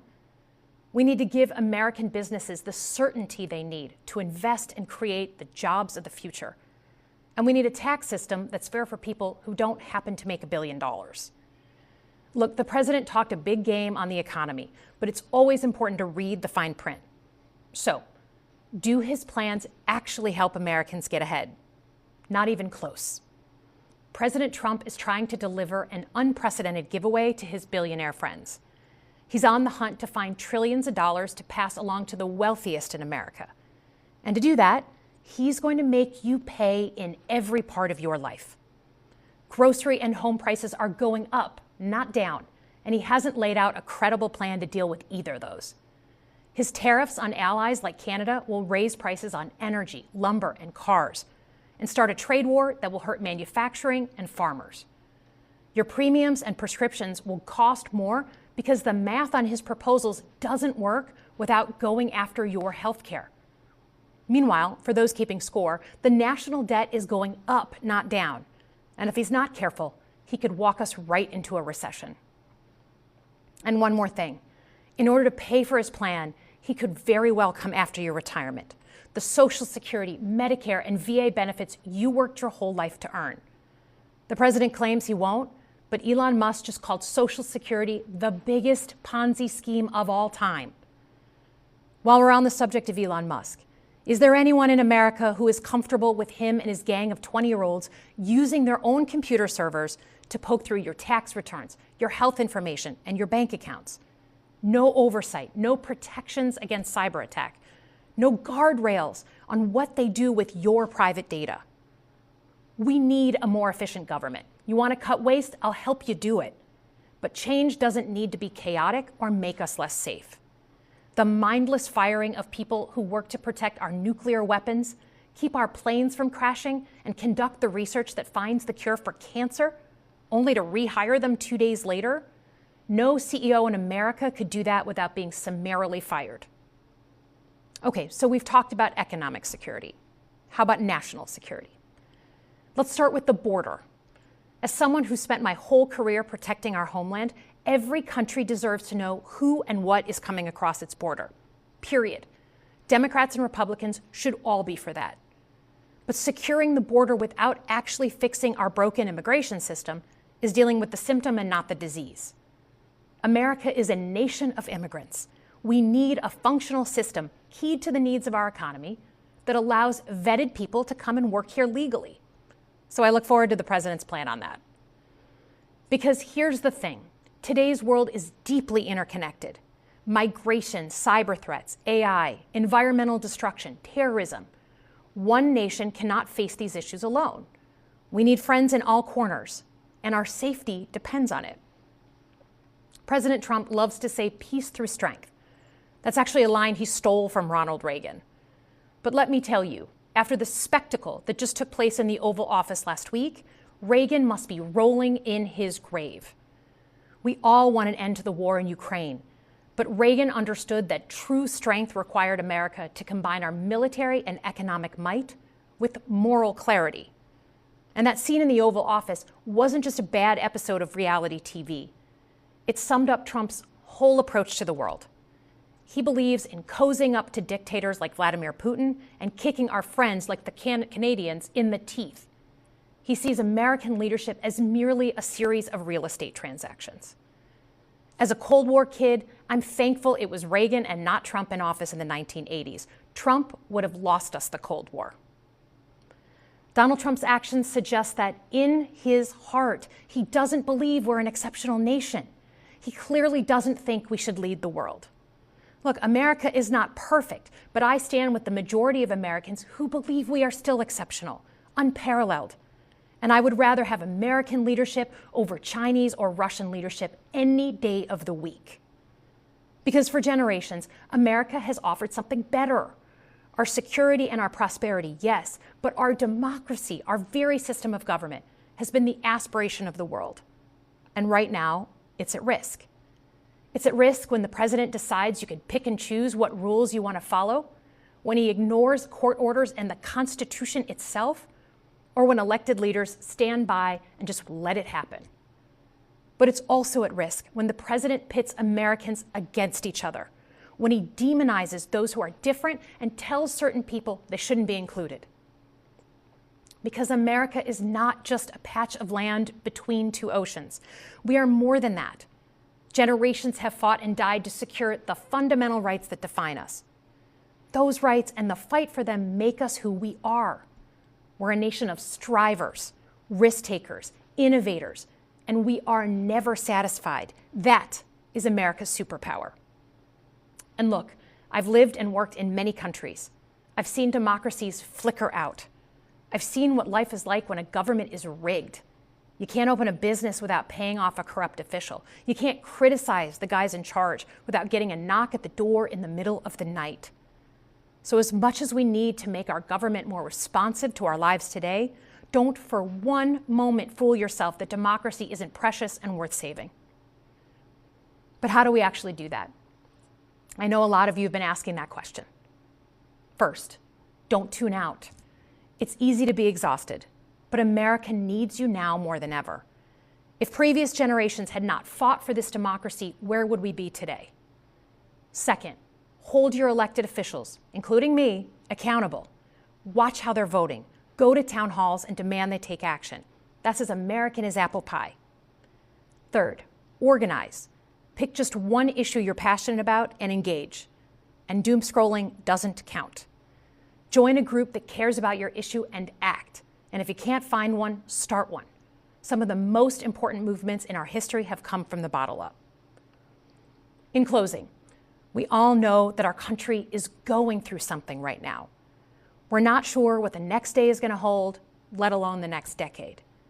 But this isn't the first time we've experienced significant and tumultuous change as a country. I'm a student of history, and we've gone through periods of political instability before. And ultimately, we've chosen to keep changing this country for the better. But every single time, we've only gotten through those moments because of two things: engaged citizens and principled leaders. Engaged citizens who do a little bit more than they're used to doing to fight for the things that they care about, and principled leaders who are ready to receive the ball and do something about it. So thank you tonight for caring about your country. Just by watching, you qualify as engaged citizens. And I promise that I and my fellow Democrats will do everything in our power to be the principled leaders that you deserve. Good night, everyone.